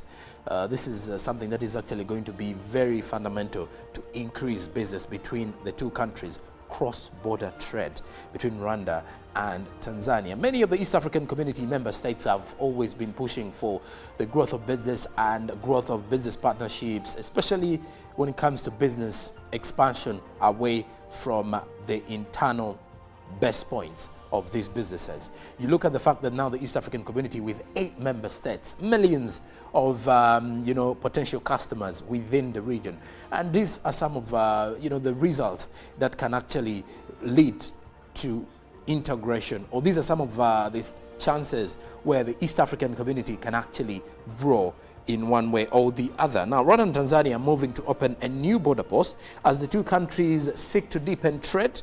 And of course, at a time when trade and political forces pull regional partners in different directions. Now, the new post will be opened at the Tanzania's Chera district in Kagera region to provide a second passage for people and goods and reduce pressure on the Rusumo border post, which has been handling business between Tanzania and Rwanda. Now, Tanzania's Minister of Foreign Affairs and East African Cooperation, January Makamba, said this in Kigali, revealed this in Kigali during his recent 4th visit to Rwanda last week. And also the minister, who led a delegation that included senior officials from the Tanzanian Ministry of Transport, Trade and Industry, ICT, Agriculture and Energy, and other key parastatals, say Tanzania is committed to expand business with Rwanda, not only with Rwanda, but with other member states within the East African region, because this is one of the key pillars of the East African community integration. Now, he also highlighted the existing businesses that actually in Rwanda, but are pushing or extending their services and trade to Tanzania. And with this new border post, it will as well make it even easier for other businesses to tap into the various opportunities in Rwanda and also those in Tanzania. Well, those are big strides being made by these two countries to see that many are getting deeper into business integration and also looking into cross-border trade and its growth within the region. Now, lastly, from our business world, let's look at the forex market. For those who are moving out to exchange some currencies, how will you find these different currencies in one way or the other? The exchange rates for many of those that will be moving into the forex market, courtesy of the Bank of Uganda, looking deeply into some of the figures that you can find. The US dollar did close at 3,869.92, while selling at 3,879.92. And for those who are getting into the market now, this is how you will find it. A few changes though, because this was as close of business Friday. And then the Great Britain pound was buying at 4,922.15, while selling at 4,934.88. The euro was buying at 4,205. rather 4,223.07, while selling at 4,233.90. Then looking at the Kenyan shilling, buying at 29.40 while selling at 29.48, and the Tanzanian shilling still as it was, 1.52 and 1.52, both buying and selling.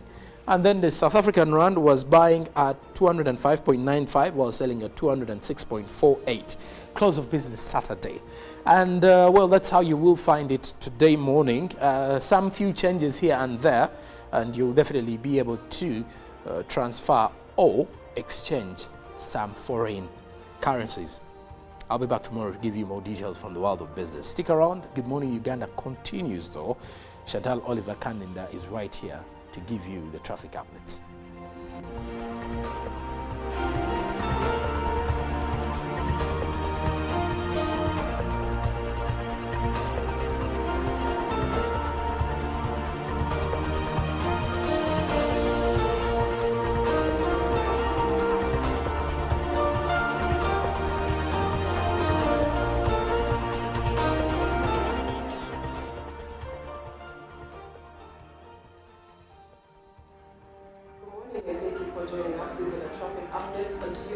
To make your way to town. It is a Monday, and we all do know how the old song goes. Monday is a day that we experience a lot of traffic among other days. Now, with me, I'm trying to see how to maneuver to get through to town if I'm coming from Ntinda side. As you can see, traffic seems to be moving smoothly if you are on the Bukoto Ntinda road, and except for those who are, for example, coming in from some of the routes that are inside Ntinda. If you, for example, coming in, if you're, for example, trying to join the main Bukoto Ntinda road using Magambo Road, there is a bit of a hold-up as you are approaching the junction that connects you to Bukoto Ntinda Road. And also, excuse me, if you are also if you're also on Ntinda Road, you seem to be okay to move. For you who is going to St. Charles, coming from St. Charles, Rwanga, Ntinda Parish side, you are headed for a bit of a hold-up as you are trying to connect to the main Ntinda Road.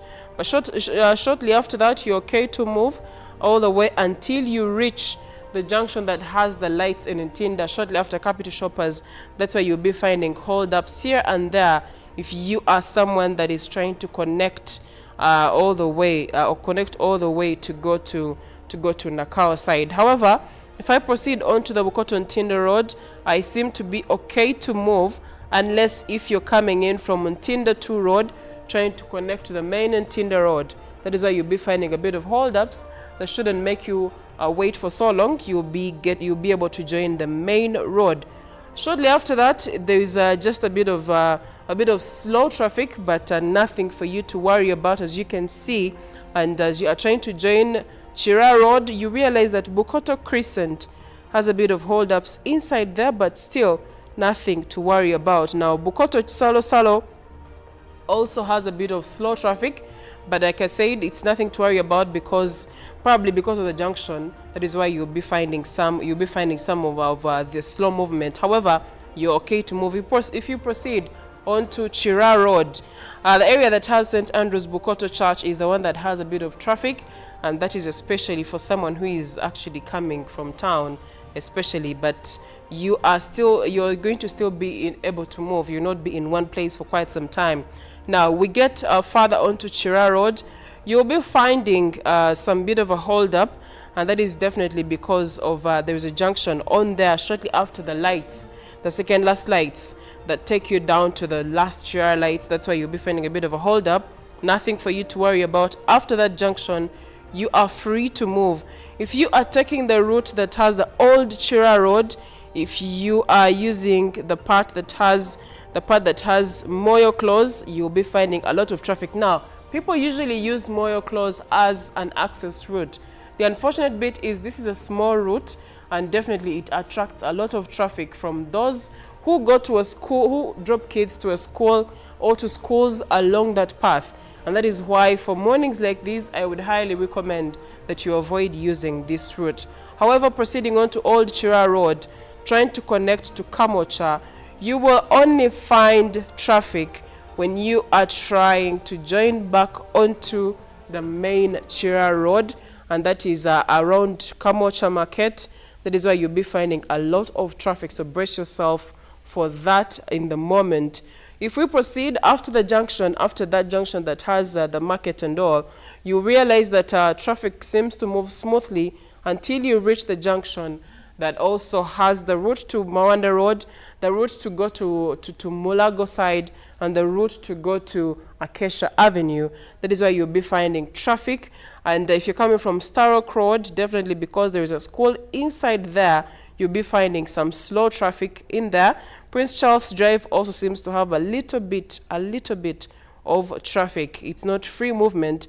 And if you decide to stay onto the Acacia Avenue, you seem to be okay to move until you get to the lights. And these lights, the ones that take you down to Kampala Hospital, so you find a bit of a hold up.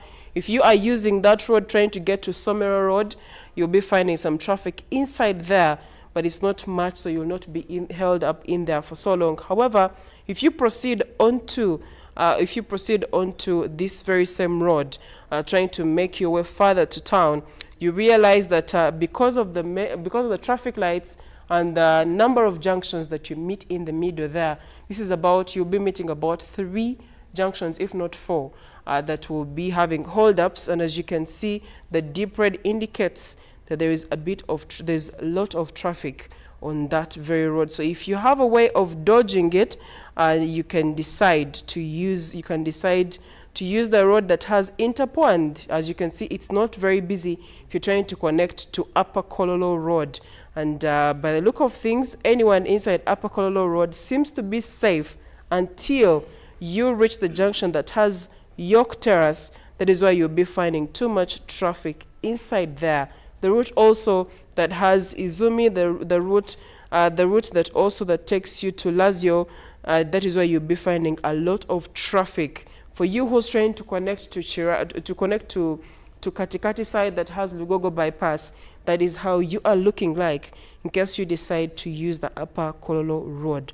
Well, trying to make sure that if you are moving, I get a few bits and pieces for you. If you're using Tinda Bukoto Road, generally you are okay to move, except if you decide to use access routes. That's where you'll be finding a lot of traffic. And that does it for our traffic updates this morning. Good Morning Uganda agenda is coming up next.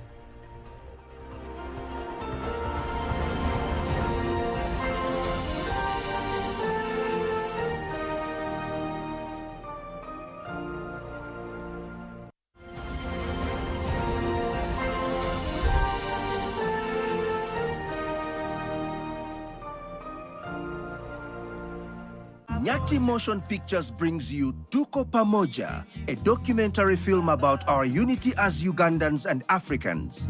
Bunyoro would have simply created an East African community that we are looking for today. The rulers of Bunyoro are actually Luos. We people who live across the Nile, we are so related from our myth or from just the Nile. We are the same people, and genetically we are even the same people. We are similar people. We are one. Pamoja, we are one. Use that word, pamoja. Premiering every week from 3rd February to June 2024 at the National Theatre and Indere Center. Daily screenings are from 4th February to June 2024 at Ham Cinemax and the National Theatre. To get a ticket, call 0778 787 660. Tuko Pamoja? Juko. Yo. Wachikuwa. Check the shopping, man. What's your secret? Haven't you heard of the parish development model PDM? Yes, I did, but I thought it was just a talk. No, Sebatia. It is real. I and a few friends together formed a circle, accessed money from the PDM, invested in a portrait project, and now things are moving. Juko. I thought I was one of your friends. You are. But you left me behind. I didn't leave you in poverty. What you do, just visit your LC2 chairperson and your parish chief, and start the process of economic transformation. Just like that. The parish development model is an initiative from the government of Uganda through the Ministry of Local Government, designed to transform all lives of Ugandans for the better. PDM, my parish, my development, my life. The cardinal role of a government is maintaining law and order, safeguarding citizens' rights, and providing essential public goods and services. Throughout its tenure, the government has consistently upheld these principles.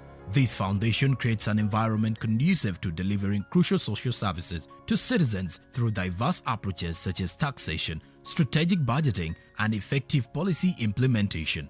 A transformative education system, advancing healthcare provisions, enhancing social welfare, and propelling infrastructure growth, all of which continue to evolve daily to cater to the population's expectations. Supported by a meticulously organized network of ministries, government remains committed to serving its citizens.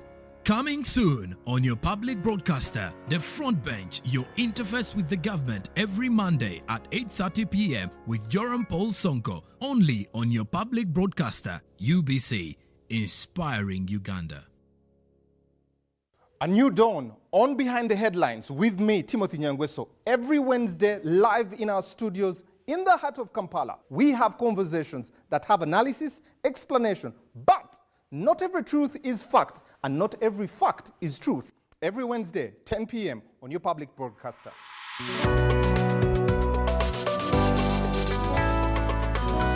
All on your public broadcaster. UBC, inspiring Uganda. 107.3 Kampala, 96.9 Mbale, 95.7 Jinja, 98.6 Soroti. You are all covered. UBC Butego.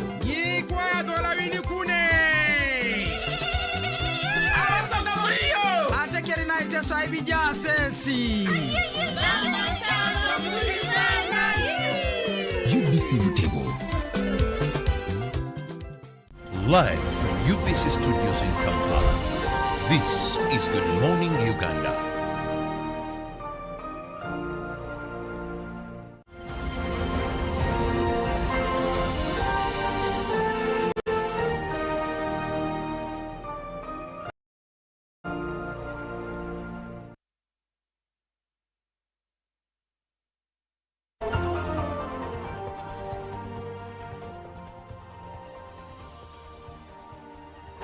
Well, it is a beautiful morning. Thank you so much for being a part of Good Morning Uganda, up from 6:30 up until this minute, and we are still going up to 9 a.m. So stick with us because we are still giving you interesting and enlightening discussions this morning. My name is Olive Monica Najuma. Thank you so much. I can't thank you enough for always making it a point to start your day with us. Now, over the last couple of weeks, we have experienced a heat wave in Uganda, but also in different parts of the world. Now, here in Uganda, it's been really hot. We've been experiencing temperatures in the realms of 30 degrees, and in some places, 38 and onwards. Here in Kampala, it's mainly been around 28, 30, 32, 33 degrees, which is really hot. Now, what are some of the effects of weather changes like this onto the human body?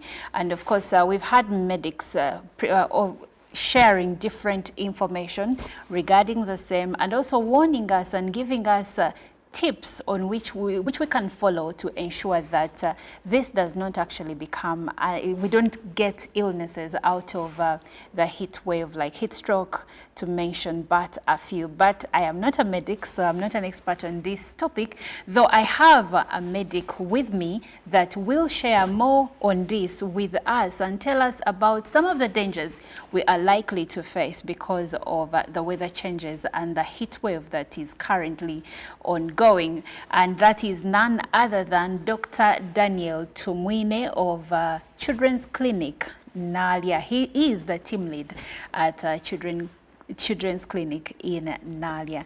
Welcome to Good Morning Uganda, Dr. Daniel. Thank you, Olive. Good morning. Good morning, viewers and everybody else.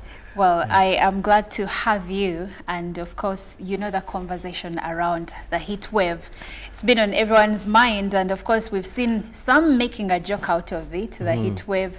But also, I saw something that was interesting where people, it was in form of a meme, but it was pregnant with a lot of meaning, where someone was asking the sun to go back to factory settings. And the son was like, no, I am where I used to be, but you need to do ABCD to make sure that we go back to factory settings. Now, I know that you're a medic and not someone that deals with climate, but still, before we go into the medical part of it, what do you think are some of the things we've done as human beings to bring us to where we are today? Yeah, thanks a lot again, Olive. I really appreciate you inviting me here.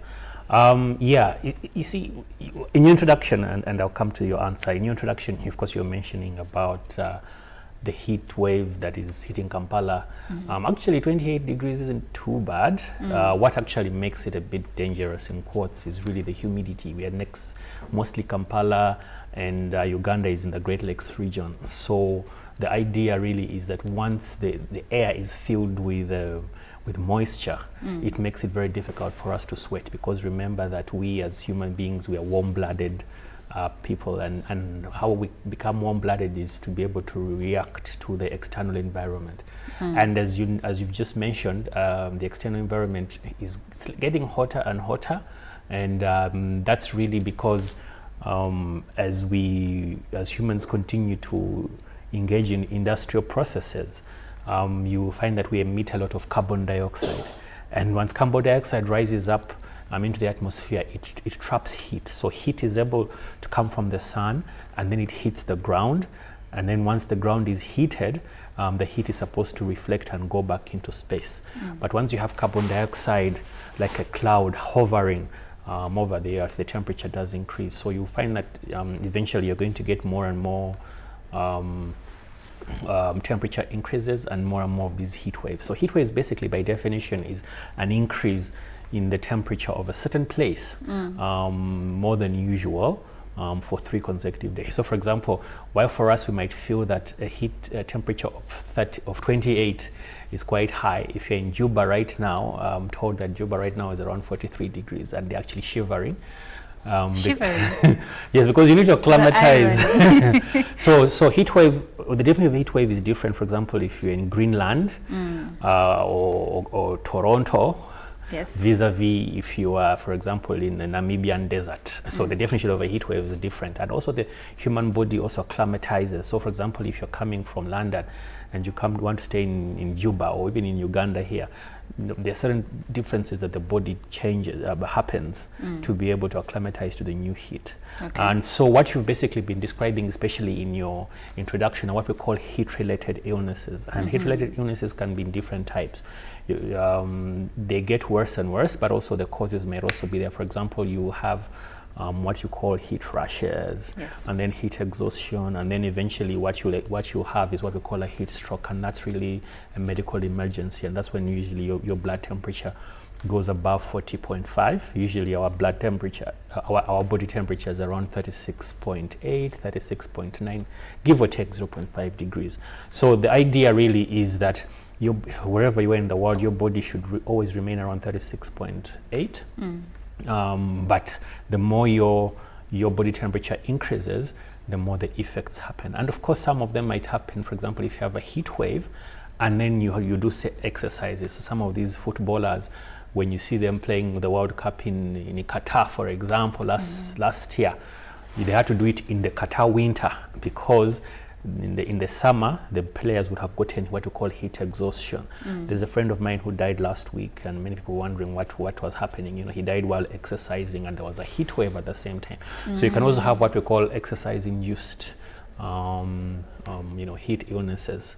So it's a whole medley of things. But just to answer your question, unfortunately, as the climate keeps going up, as we industrialize more, as we release more and more carbon dioxide, and we reduce, of course, oxygen because usually what happens is that as we reduce tree cover, because trees usually tend to absorb the carbon dioxide, as we increase the carbon dioxide in the environment and then reduce the ability for Earth to decrease it, the temperatures of Earth are actually going to go very high.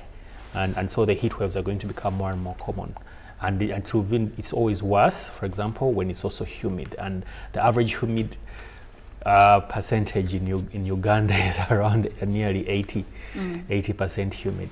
And you just being around 80 is usually a very big thing. Because it felt, as I said, it prevents us from sweating a lot and therefore decreasing our internal body temperature. Okay. Now, in most cases, people don't even understand why we need to sweat. It is because it is part of us. When we are not sweating, people don't realize that that could actually be a danger to our lives. Well, in a way. Actually, sweating is a very good mechanism to keep our body temperature at around 36.8. So remember, we are warm-blooded. What does that mean? It means that whether we're in a cold environment or a hot environment, our body temperature remains warm, compared to, say, for example, reptiles, say snakes and crocodiles. When it's night time and it's cold, their body temperature goes low. When it's very hot, their temperature becomes hot as well. But for us, we are warm-blooded, so we keep our temperature at a constant. And how do we do that? We have internal mechanisms in the brain which actually react to the external environment. So when your body, when the external environment becomes really hot, and your body temperature starts increasing, for example, blood is diverted, say, from your muscles, from your stomach, and it's diverted to your skin. And so the blood that goes from your skin can increase 2 or 3 times. Once the blood is diverted, the pores and the blood vessels, what we call dilate, they become bigger, so that fluid is taken to the skin, and then it is evaporated, and the amount of energy required to remove any piece of fluid on the skin is quite high. That is why, for example, if somebody faints, one of the things we want to do for them is to spray water and then fan them. Fanning them alone helps, but if you put water on her skin, the act of evaporating that water, it takes a lot of energy. How much water, though? Sometimes no, any water. I've seen people pouring buckets. No, of any water water. on someone that has fainted. No, any water. But you really shouldn't be pouring buckets on the face, because they might end up drowning. Yeah, but the idea really is to pour it and fan. So basically, one of the mechanisms that the body does is that it diverts blood from your muscles, from your core, and it takes it to the skin. And the idea is to have as much heat escaping. And that's usually well done in a specific temperature window. But once your temperature keeps going up, then that mechanism falls down, because the more you dilate, because the more your blood vessels dilate in an effort to reduce, in an effort to sweat, because that sweat is basically coming from your blood. That sweat you see is coming. That sweat is actually your blood, your blood volume, which has some salts, what we call electrolytes. So that's an important point eventually when you're trying to help somebody who has heat stroke. Now, you did mention that you lost a friend. I am sorry for your loss. And when you said that, it brought my mind to what would be the difference between heat exhaustion and heat stroke, and which one of those may actually lead to death if not well handled.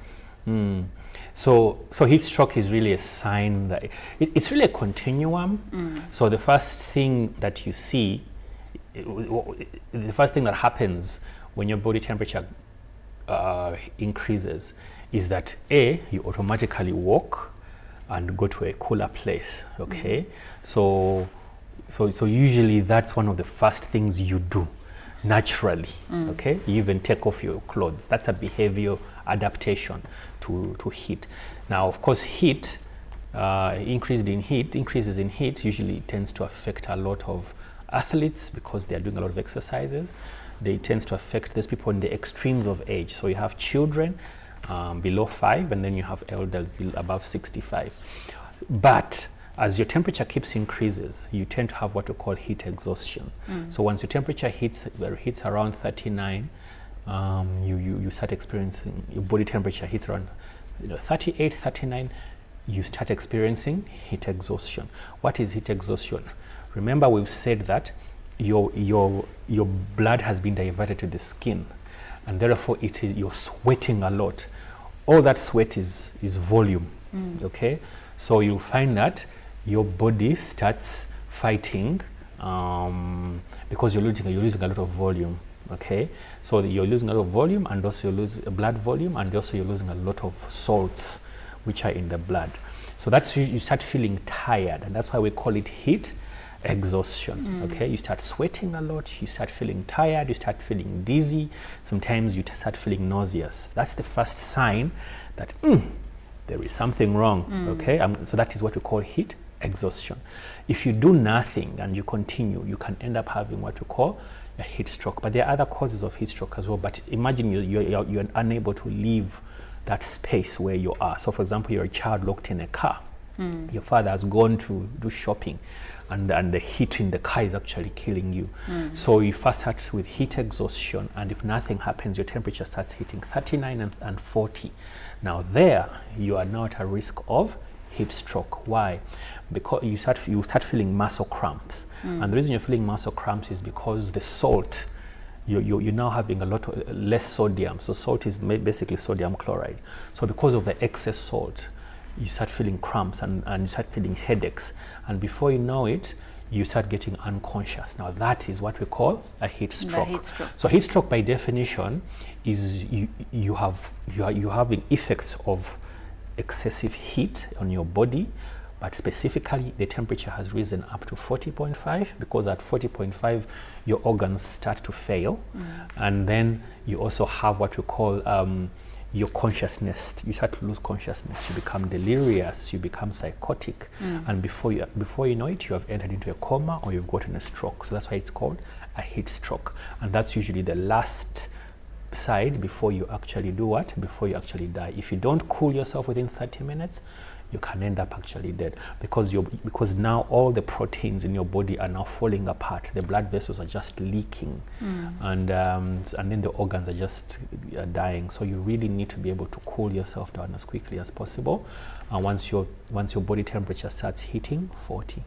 How long would it take between how long would it take before the heat stroke? You said the first one is? There is the heat stroke, but heat the first exhaustion? one, yes. So how long does it take between heat exhaustion and the circumstances that now lead to the exhaustion? If it were to happen to one person. I think the issue isn't time. The issue is the environment. The environment. Okay, and also what you're doing. So, for example, if you're having what we call exertional heat. So if you're doing exercises in the heat, okay, you start feeling muscle cramps very quickly and whatever, and you don't stop, you can easily have a stroke. If the heat is too much, as I said, if you're a child and you're trapped in the car, then it's too much. So the guys who tend to be at risk of heat exhaustion and heat stroke are athletes, soldiers. Remember, they're doing a lot of exercises. People who work outside, those guys who are fixing the roads, and also the children and elderly who are unable to move, okay, or whose body's way of checking the temperature is not good. Okay, so for example, you also have people who are on medication. There are certain medications where the response to cooling is blunted as a side effect. If you're on for example, there are some anti-epileptic medications, for example, there are some anti-diabetic medications or some antihypertensive drugs where, for example, instead of forcing your blood to go to the surface, it actually constricts your vessels. So even if you're in the heat, your body eventually heats up much quick. So the key thing is not really the time, it is when the temperature reaches a certain point. So for some people it might come up slowly, for some people it might come out quickly. Quickly or slowly. But the main issue is at 39 degrees, you are starting to feel heat exhaustion. By the time you're hitting 40, your body's starting to break down. So it's really the temperature. Well, we have been experiencing a heat wave in the country for a couple of weeks now, but this conversation has actually gone beyond the borders. Last week I saw a video, I don't know if it is entirely true, that it was South Sudan where someone was actually frying an egg using the sun, but it is said that they're right now experiencing their temperatures are at 43 degrees Celsius, and according to the Dr. Daniel here, it is that is not good for us humans. So you can join this conversation, ask, share your views, and also you can ask the doctor some questions if you have any. You can reach us on WhatsApp number 0709602592, and on X the hashtag is UBCGMU. So share your views and of course your queries so that the doctor can be able to answer some of those. And I'm speaking to Dr. Daniel Tumwine, the team lead Children's Clinic Nalia. Now, Dr. Daniel, going back to our conversation now, what are there specific precautions that should be taken by pregnant women during the heat wave? Why? Yeah, well, actually the precautions ideally should be taken by everybody. Okay. Yes, I did mention that there are certain people who are specifically prone to experiencing heat waves, and I mentioned that, for example, soldiers, athletes, and people in extremes of ages, the young and the old. The pregnant women specifically, the consequence of pregnant women tend to be they can easily lose the child. Mm-hmm. They can end up having like a child who has what we call low birth weight. Mm-hmm. It's important that children who are born should be born at least above 2.5 kilograms to have a very good chance of survival and to thrive in childhood. So you find that pregnant women who have gone through heat waves tend to have low birth weight children or even premature children. So it is important that they specifically take precautions, but also everybody else takes precautions. So the first thing, as I mentioned, usually some of these precautions tend to be behavioral. So we won't even notice.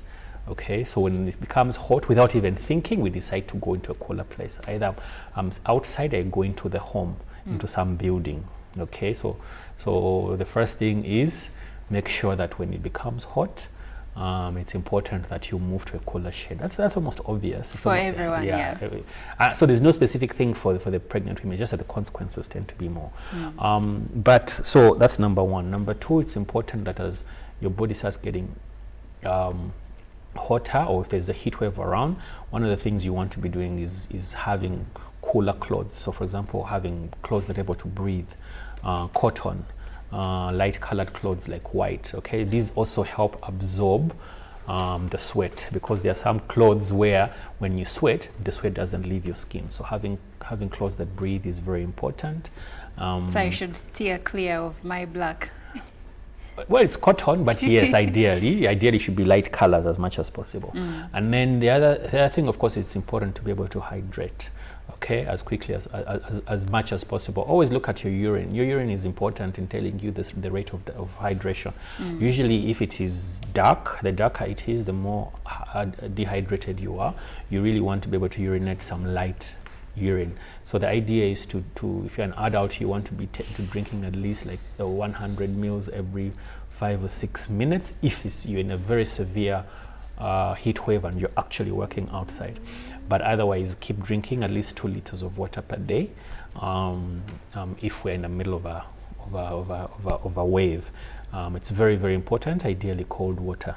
But if you see somebody, or if you feel your temperature, okay, if you feel the cramps, okay, the muscles, okay, in your stomach because of a heat wave, you don't want to just drink water, because remember we said that when you're starting to feel cramps, it's usually a sign that the sodium is now you're losing sodium in your body. And so the cramps, now speaking from, of course, the perspective of a woman, are those cramps you're mentioning related to the kind of cramps women usually feel? No. How do I distinguish them? Well, my assumption, because I'm also not a woman, is that the cramps, the menstrual cramps tend to be more in the lower abdomen. These cramps for heat exhaustion tend to specifically be in the muscles and also in the middle of the tummy, because it's coming really from almost as if the back of the tummy. But the ones of menstruation tend to be lower, and they tend to be in waves. Okay, I'm not a woman, but at least that's what I assume. That's true. So importantly, when you're one of the prevention but also management measures is that once you start feeling cramps, you're hot, you've been sweating. Okay, you're getting a headache, you're feeling dizzy, then cramps set in. Cramps is usually a bad sign. It means that now your sodium levels have gone down. So if you keep drinking water, what you're actually doing is you're diluting your blood, and therefore you're even reducing on the sodium that is in your body. So once you start feeling cramps, at the level of feeling cramps, you really want to be taking drinks which have what we call electrolytes or salts, because you want to be able to replace specifically the sodium. So what do you take? Oral rehydration? Yes, yes, but of course some people might ask, what is that? Oral rehydration. There are drinks like Lucozade that athletes tend to get. Those ones have electrolytes, so you can actually drink those. But if you can't, you can make oral rehydration salts. Usually, how do you make those? You just want to get a liter of clean water or boiled water, and you just add half a teaspoon of salt with 4 large spoons of sugar. And then you just mix that, and that's good enough to be able to replace your own fluids. So sometimes when you get a heat stroke, or your person gets a heat stroke, they faint. You don't want to just give water. You want to give something that has some salts as well, because yes, they need the fluids, but they also need the salts as well. So those are some of the preventive measures, both in pregnant women and non-pregnant women. And non-pregnant women. And men. And men. Well, I asked about the pregnant women because they're, like you mentioned, they're extreme. The heat wave mainly affects people on the extremes of age. The young people under 5, and then older people 65 and above. But also I know that many things, when a woman is pregnant, her body is a bit different now. She's more vulnerable, and also she's carrying another life. So excuse me. So indeed, yeah. So one of the things, of course, we want to make sure that you keep indoors as much as possible, especially when the sun is really, really hot. So we usually say between 10 o'clock and 3 or 4 o'clock, you really want to be indoors, preferably downstairs, because if you recall in our primary school biology, heat tends to rise. So many people who stay, for example, in high-rise offices, they will know that it's always cooler down, and then upstairs tends to be hotter. So you really want to be down. And then we also always tell people to make sure that they lock. So I know it's counterintuitive, but they lock the windows. They put any curtains around. Really? Yeah, because the more you open, the environmental heat enters the home and enters the sun. So one of the things you want to do is actually close the doors. Close the doors during the day, yeah, and then at night you can open the windows if you want. But so those are one of the ways you can actually cool and prevent a heat stroke. Yes. And I know why I'm smiling.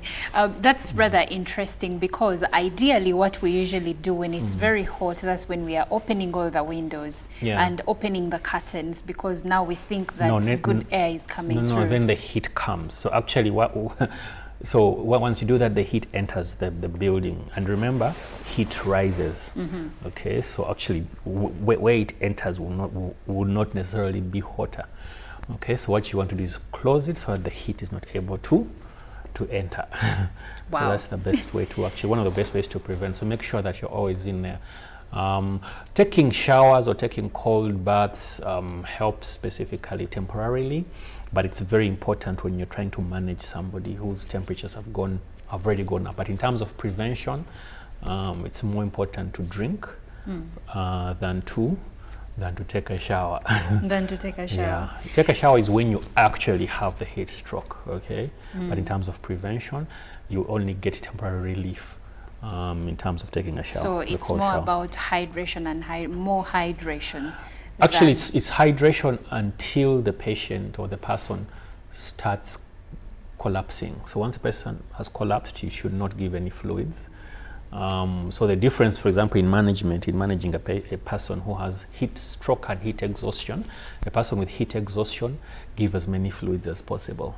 A person who has had a heat stroke has a stroke, so the ability to actually swallow the water, you might end up aspirating.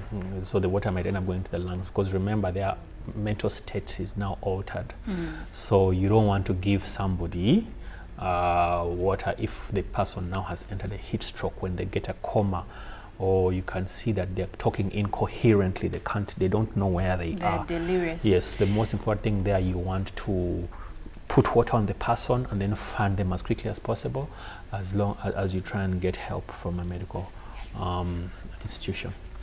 Okay, this is rather a very enlightening conversation. I don't know about you, but I am learning many things, including the fact that when it is extremely hot, this is when we are supposed to actually close our windows and doors so that warm air, this is how I understood it, does not enter the house. So I would like to hear from you. What are some of your queries that you'd like our doctor here, Dr. Daniel Tumwine, to answer? Please send them through WhatsApp number 0709602592. He will be able to answer some of these. Now, Dr. Daniel, there has been heightened conversations around mental health in different aspects.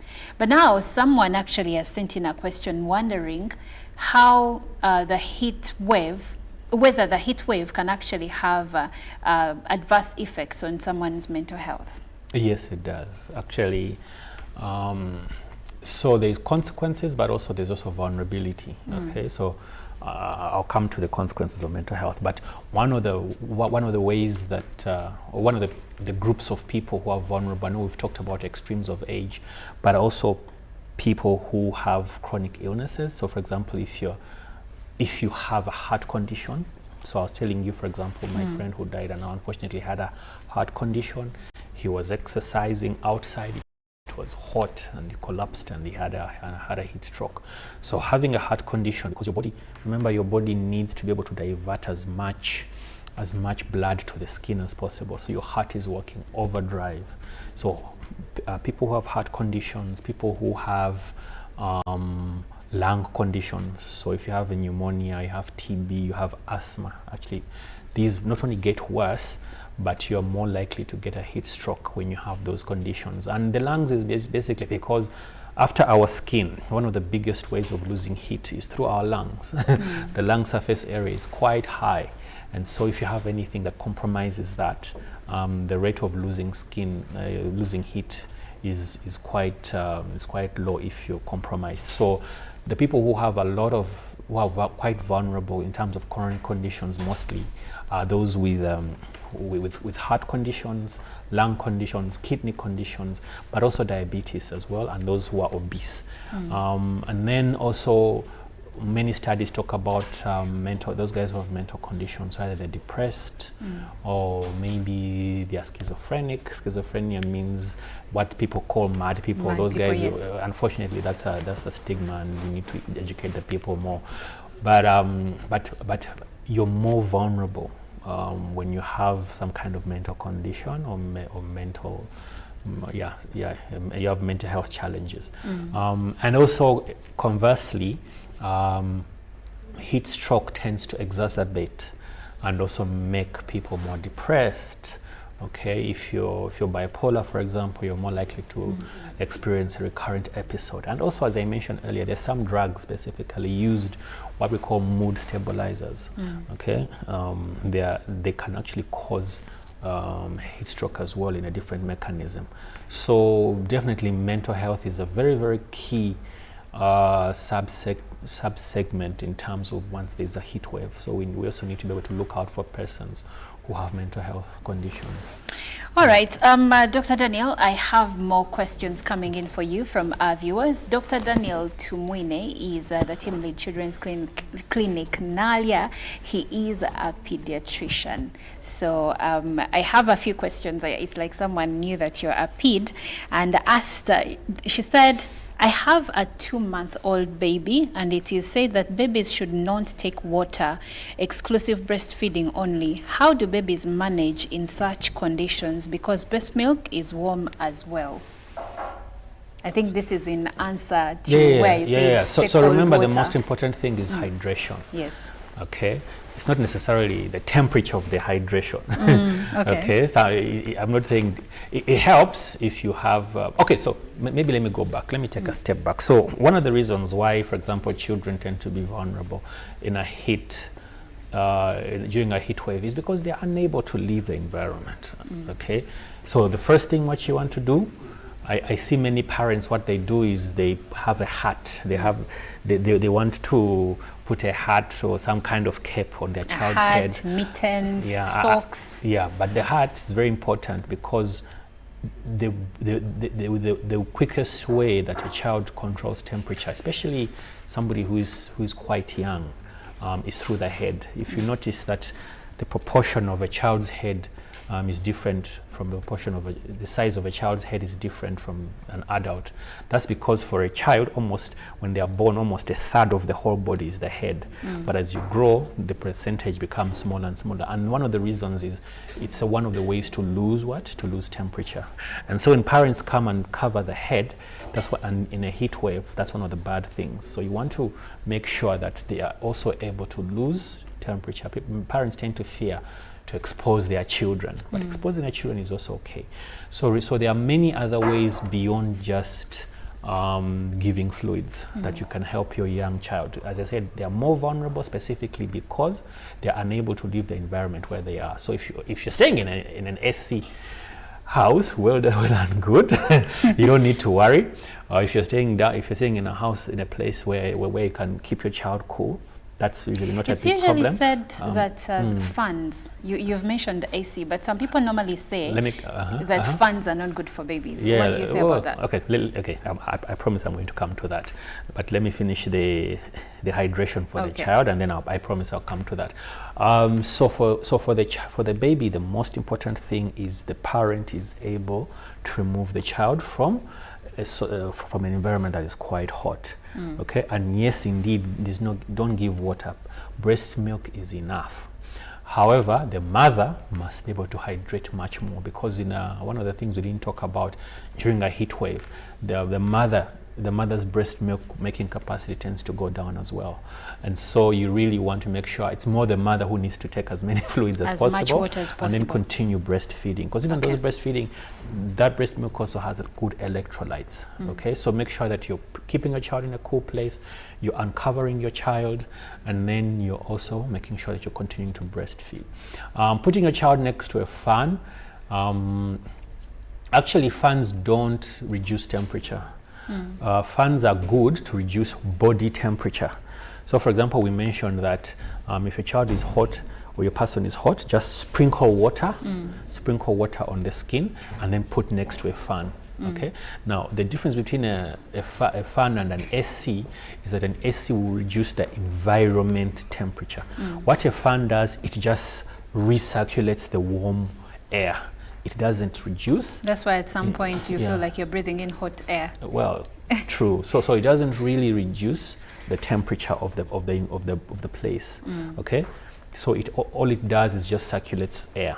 So if you're going to reduce someone's temperature, yes, it's helpful in the sense of put water on the skin, stand next to a fan, but it will not reduce the temperature of any building. So SC, unfortunately, it's expensive. It has all these things.